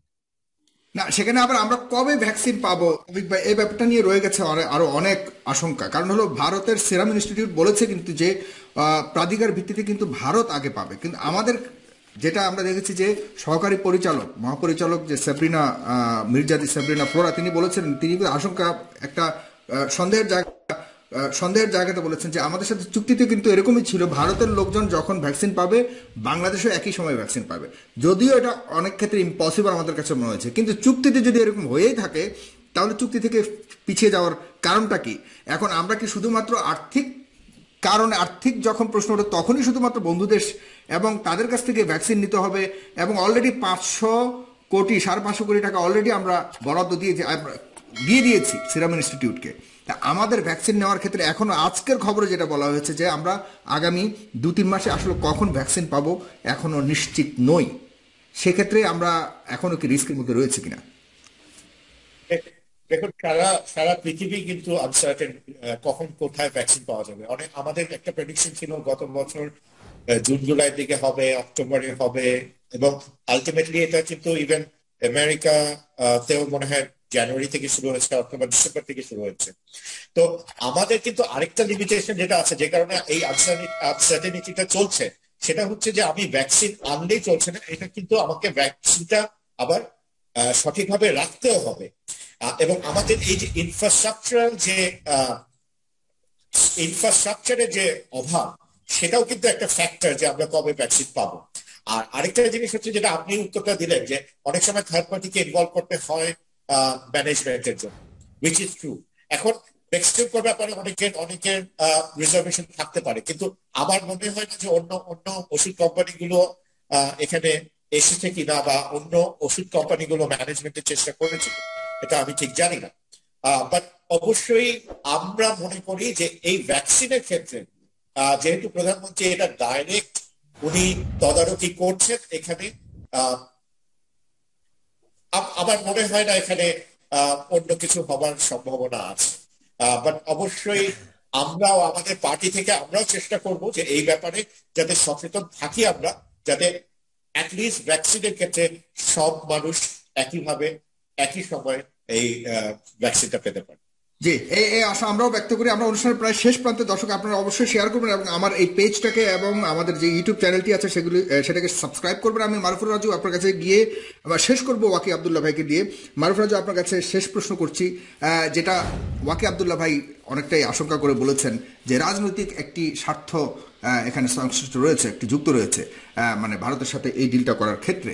তো সেক্ষেত্রে এই যে সামনে যে ডিলে করার আশঙ্কা এবং টাকা অগ্রিম দেওয়া এবং সর্বোপরি আমাদের দেশে আমরা কবে ভ্যাকসিন পাবো, এই যে একটা অনিশ্চয়তা, এই সব কিছু মিলিয়ে আপনার মন্তব্য জানবো। শেষ মন্তব্য আপনি বলবেন দয়া করে, এরপর আমরা শেষ কথা শুনবো ওয়াকি আবদুল্লাহ ভাইয়ের কাছে।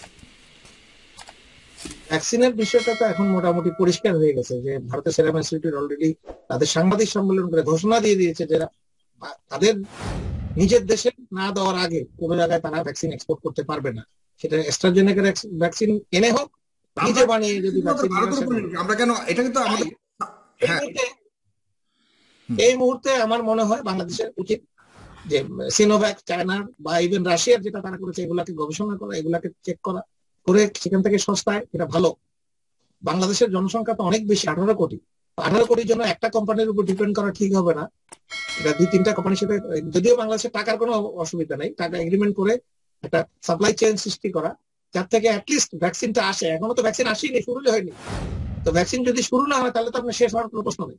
আর ম্যানেজমেন্টের মধ্যে অবশ্যই ওই আমাদের যে আইন শৃঙ্খলা বাহিনী থেকে শুরু করে যারা আছে, দেশ রক্ষা বাহিনী, তাদেরকে ইনভলভ করেন এবং এটাকে একটু বাই পার্টিজান দেখেন। যেহেতু আমি খুব আপত্তিকর একটা জিনিস তরুণরা বলেছেন, মুক্তিযুদ্ধ করেনি বা মুক্তিযুদ্ধ সাপোর্ট করেনি তাদেরকে দেয়া হবে না, এটা কিন্তু আমার কিন্তু বলিনি, আমি কিন্তু সেটা বলিনি।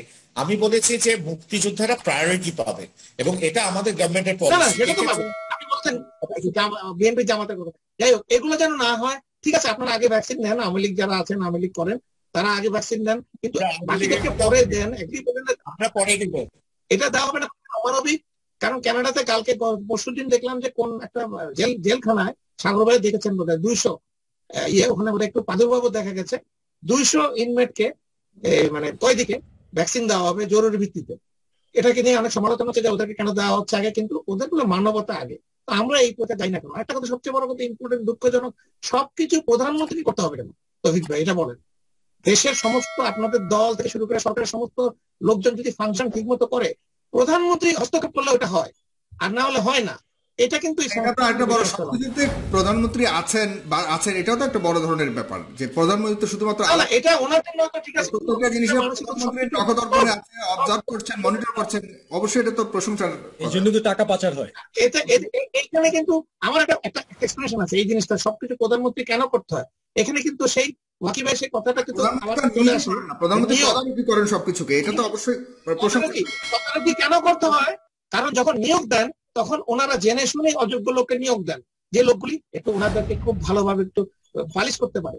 সেই কারণেই তারা যোগ্যতা নাই, এই কারণেই জিনিসটা ফাইলটা প্রধানমন্ত্রী যদি যান, প্রধানমন্ত্রী অ্যাকশন নিয়ে ওই তৌফিককে বলে যে তৌফিক ভাই, তৌফিক তুমি এটা করে দাও, তো তুমি ভালো আছো, বিদেশে ছিল, তুমি করে দাও। তো এইভাবে জোড়াতালি দিয়ে তো দেশ চলে না। আমাদের ব্যুরোক্রেসি এখন এই অবস্থা হয়ে গেছে, কিভাবে তেল মারতে পারবে, এইভাবে যেন যোগ্য লোকে জায়গা পাচ্ছে না। বিজন কুমার শিল্ডার দেশে ঢুকতে পারে না। সেই জন্য এটাই দুঃখজনক। এটার জন্য থেকে আমাদের পরিত্রাণ পাওয়া উচিত। আমাদের দেশ, সবচেয়ে বড় কথা, তৌফিক ভাইও বাংলাদেশি, আমিও বাংলাদেশি, সবাই বাংলাদেশি।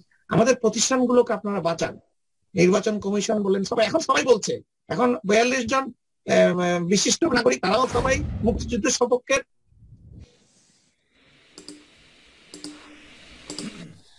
সাগর ভাই শুনতে পাচ্ছেন? হ্যাঁ, শুনতে পাচ্ছি।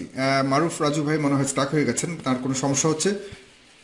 হ্যাঁ, মারুফ রাজু ভাই, আপনি কি শুনতে পাচ্ছেন আমাকে? আপনাকে দেখা যাচ্ছে না, শোনা যাচ্ছে?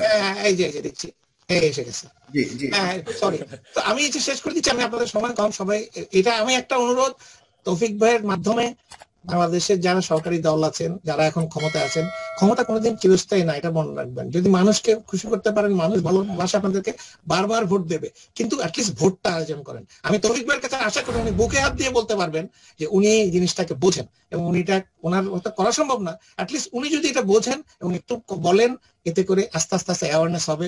যুবলীগের, আওয়ামী লীগে অনেক ভালো লোক আছে, তারা হয়তো কোনটা আশায় আছে, তাদেরকে আপনারা নির্বাচনটা দেন, দিয়ে দেশটাকে আপনারা আবার আগের মতো, দেশটা আপনাদের সবার, আমাদের সবার, যেই আসুক। আমার কথা আওয়ামী লীগ বিএনপি কোনো কথা না, প্রতিষ্ঠানগুলোকে বাঁচান।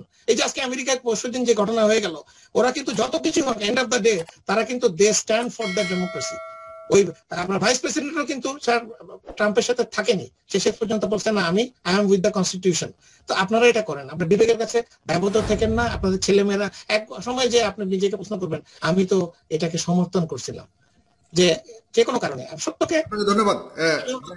ধন্যবাদ। ধন্যবাদ। আমরা শেষ কথা শুনবো ওয়াকি আব্দুল্লাহ আপনার কাছ থেকে। আপনি মাঝখানে আছেন, উভয় পক্ষের কথা শুনেছেন, আপনি আজকের কথা, আপনার কথা শুনে শেষ করবো। ধন্যবাদ। আমি ব্যারিস্টার তৌফিকের একটা উত্তর দিব, সেটা হচ্ছে, দেখেন আমাদের যে সেনাবাহিনী প্রধান যে দ্বারা নিয়োগকৃত, এটা যদি আপনি আমাদের যে এসএসএফ এর প্রধান ছিলেন যিনি, হ্যাঁ, তার ডক্টর কনক সারাওয়ার সাথে যদি ইন্টারভিউ দেখেন, তাহলে সেখানে আপনি পরিষ্কার বুঝতে পারবেন যে ছাড়া ফিট লিস্ট তৈরি করে আমাদের, শুধু সেনাবাহিনীর প্রধান না, almost all the position fit list তৈরি করে। এবং 1 ঘন্টা ইন্টারভিউ আছে, ওখানে দেখতে পারবেন। সেই সাথে সাথে আমাদের যে কর্নেল শহীদ এবং আমাদের যে সেনাবাহিনী প্রধান আজিজ, হ্যাঁ, ওনাদের যে কনভারসেশন, সেটা শুনলে কিন্তু আপনি জানতে পারবেন যে আসলে আমাদের ফিট লিস্ট তৈরি করে, নাম্বার 1। নাম্বার 2 হচ্ছে, শুধু ফিট লিস্ট তৈরি করে না, প্রধানমন্ত্রী রেকর্ড পর্যন্ত, প্রধানমন্ত্রীর ফোনে কি মেসেজ আসে, কি কথা যায়, সব এবং আজিজরা জানে। এটা দেখতে 1 নম্বর। 2 নম্বর হচ্ছে, দেখেন আমি বেশি না 2 মিনিট সময় নিব। দেখেন যে আমাদের যে ভ্যাকসিন, এই ভ্যাকসিন আপনারা সেরাম থেকে, ইন্ডিয়া থেকে নিয়ে আসবেন, ইন্ডিয়ার পদলেহন করবো আমরা, নতজানু পররাষ্ট্রনীতি, ফাইন।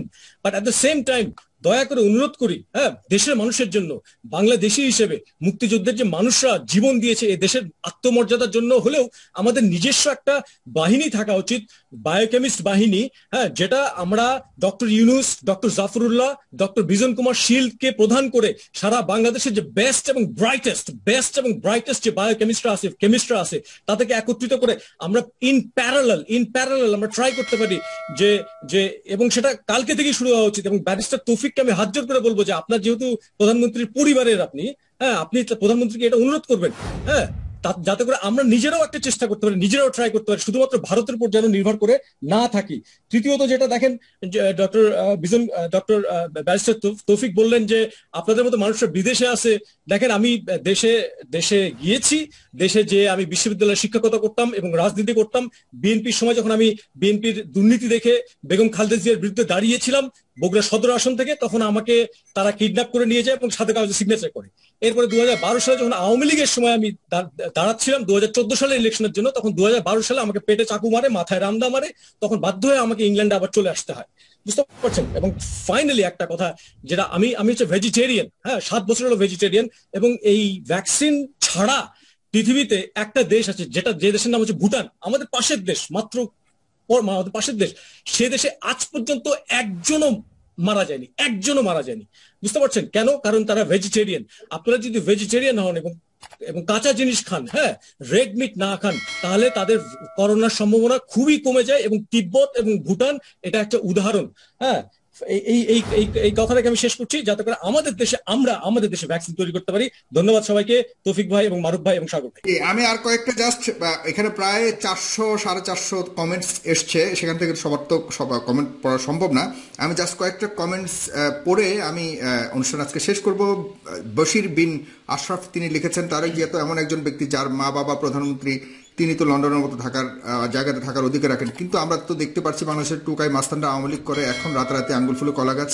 এ ব্যাপারে জনাব তৌফিক সাহেব কিছু বললেন না কেন? তৌফিক ভাইকে বলেছেন। দিলারা চৌধুরী তিনি লিখেছেন, তিনি একজন প্রতিযশা নাগরিক বাংলাদেশের। দিলারা চৌধুরী তিনি লিখেছেন, I was very eager for কোভিড-19 vaccine, but if it is imported by Darbesh alias Salman F Rahman, then I am not going to get it, everybody knows why. Barrister Taufiqur Rahman একজন ক্লিন ইমেজ যুব নেতা, তিনি আরমান হক লিখেছেন, সেটা আমরা দেখতে পাচ্ছি, জানি। এরপরে চীন থেকে যেখানে তুরস্ক সহ অন্য অনেক দেশে টিকা নিচ্ছে, সেখানে বাংলাদেশ টিকা নিতে সমস্যা কোথায়? তুরস্ক 8 কোটি জনগণের জন্য টিকা নিতে ফাইজার ও সিনোভিক 2টি দেশের সাথে চুক্তি করেছে, সেখানে আমরা কেন ভারতের সাথে ভিকারের মতো তাকিয়ে আছি? এম হাসান লিখেছেন, সেটা ভাই কলেজ মেডিকেল করে এই অনুষ্ঠান করেন। সাগর ভাই, আসসালামু আলাইকুম, একটি প্রশ্ন কিভাবে যুক্ত হবো? যে ব্যারিস্টার সাহেব তো অনেক কথা আসছে, পররাষ্ট্রমন্ত্রী বেগম পারে, এটাও প্রয়োজন নেই বলার, মিথ্যা কথা এটাও বলার প্রয়োজন নেই। এরপরে অনেক কথা এসছে, আরিফা রহমান রুমা আবারও লিখেছেন, ক্যাসিনো সম্রাটদের কি আপনারা যারা বক্তব্য দিচ্ছেন তারা বা সাংবাদিকরা খুঁজে বের করেছেন, নাকি বর্তমান সরকার নিজ উদ্যোগে এদের মুখোশ উন্মোচন করেছে? সরকার চাইলে তো তাদের কর্মীদের অপরাধ আপাতত জামানত দিতে পারতেন, যেটা বিএনপি সরকার করেছে। এই সরকার কি তা করেছে কিনা? এই ধরনের অনেক প্রশ্ন এসছে।